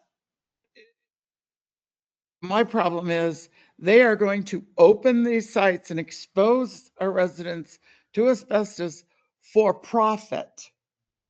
Not because they have to, for profit. Right. And I think that's wrong. How do we've got plenty of time to, I think it's going to be in April, but before anything is approved. So. Well, I think we have to make this known to DES, these things. And I think we need to find out more about this issue with the false testimony with the zoning board of adjustment hearing. Because, I mean, we have a good zoning board of adjustment. If you read those minutes, how that was stated and when it was stated, it has to have had some bearing on their decision. Yeah. Oh, and I didn't know that until you said it tonight, but I'd like to get a copy of those minutes. I really Yeah. would. Yeah. Like I said, I might have the year Got it? wrong. Yeah, I got it. Okay, good. But, yeah. And I'm not the one that, Found it. no, it was brought to my attention by Yeah. daughter Helen. If I may, switch my hat for a second. Hold on one second. Do you have anything else? No, Yeah. I just, Scott? that's my,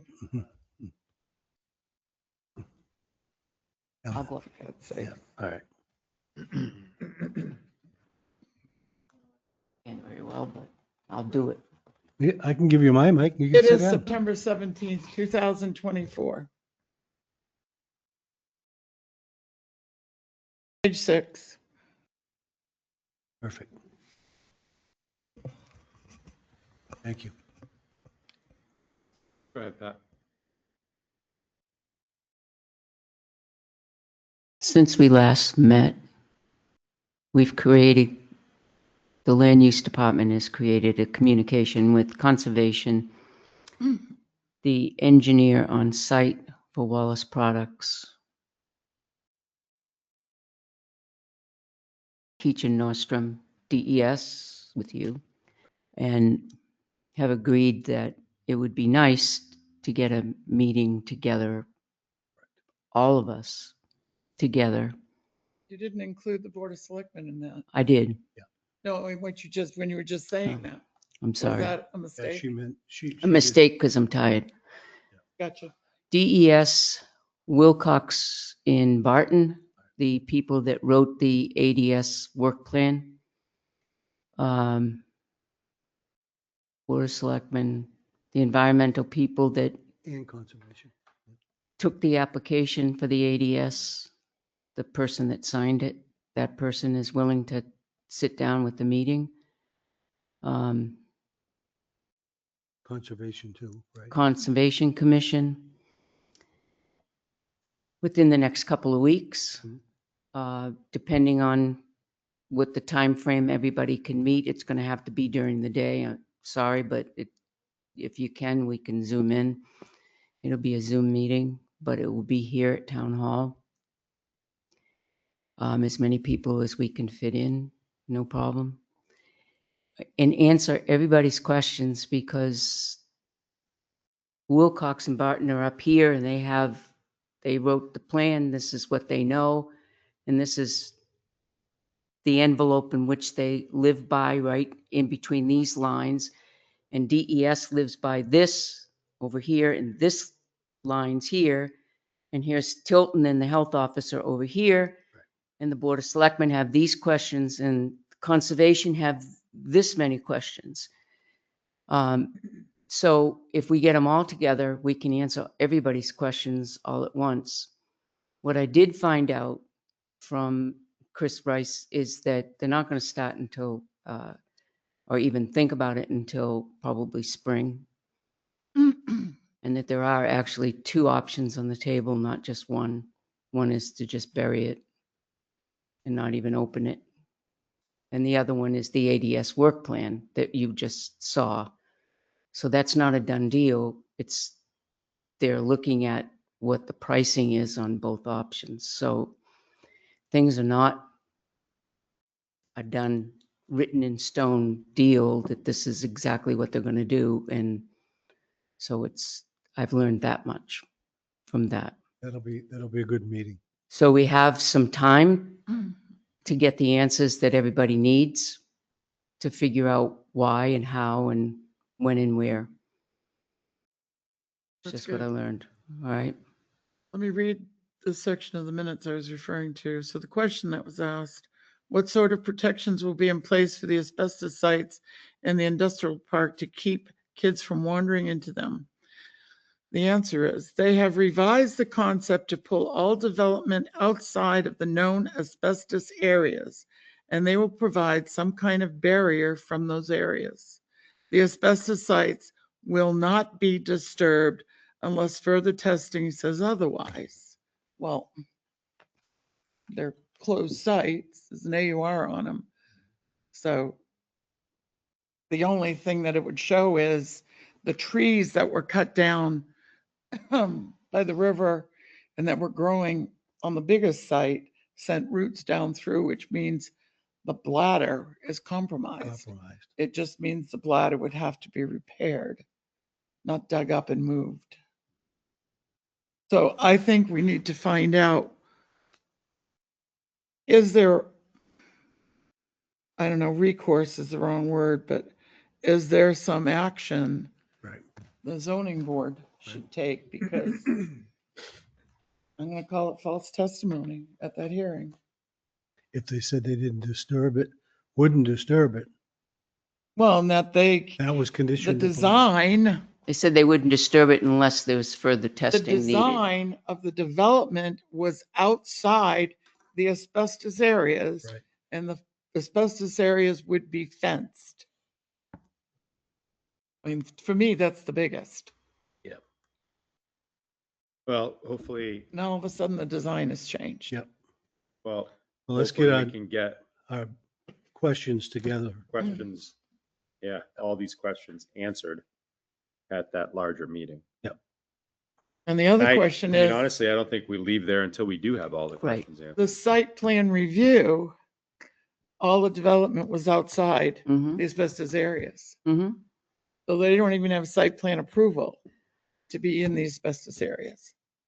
Even now, the development is outside that area. Right. Right. But I think those things, those questions need to be asked. Yeah. Okay. Thank you, Pat. Switching my hat back. Thank you Okay. for organizing that. And I'm good. Thank you. Okay.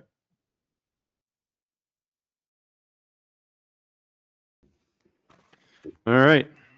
I don't have anything other than I will hopefully see everyone at the Christmas parade. Not you, I'm talking about everybody online. I'll come up and visit you later. Santa Claus. But I don't have anything right now that's pertinent. So, Oh. so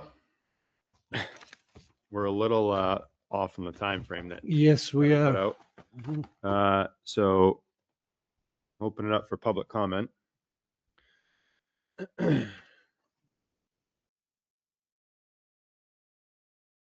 And time being 8:44. Nobody in-house here. There is somebody, I think, online. Display name. But That happened to me yesterday when Yeah, I was yeah, I on budget. know. It wouldn't allow me to put my Sign name in. in. It wouldn't allow me to put my name in. And it just said display name. Yeah, yeah, but you could communicate. If At budget, yeah, is I there I could somebody online? communicate, yeah. There's one. They have the ability to raise their hand or chime in. Yeah. Okay. All right. Well, not hearing any. So close the public comment, and there's only one more motion to be made. Motion to adjourn. Second.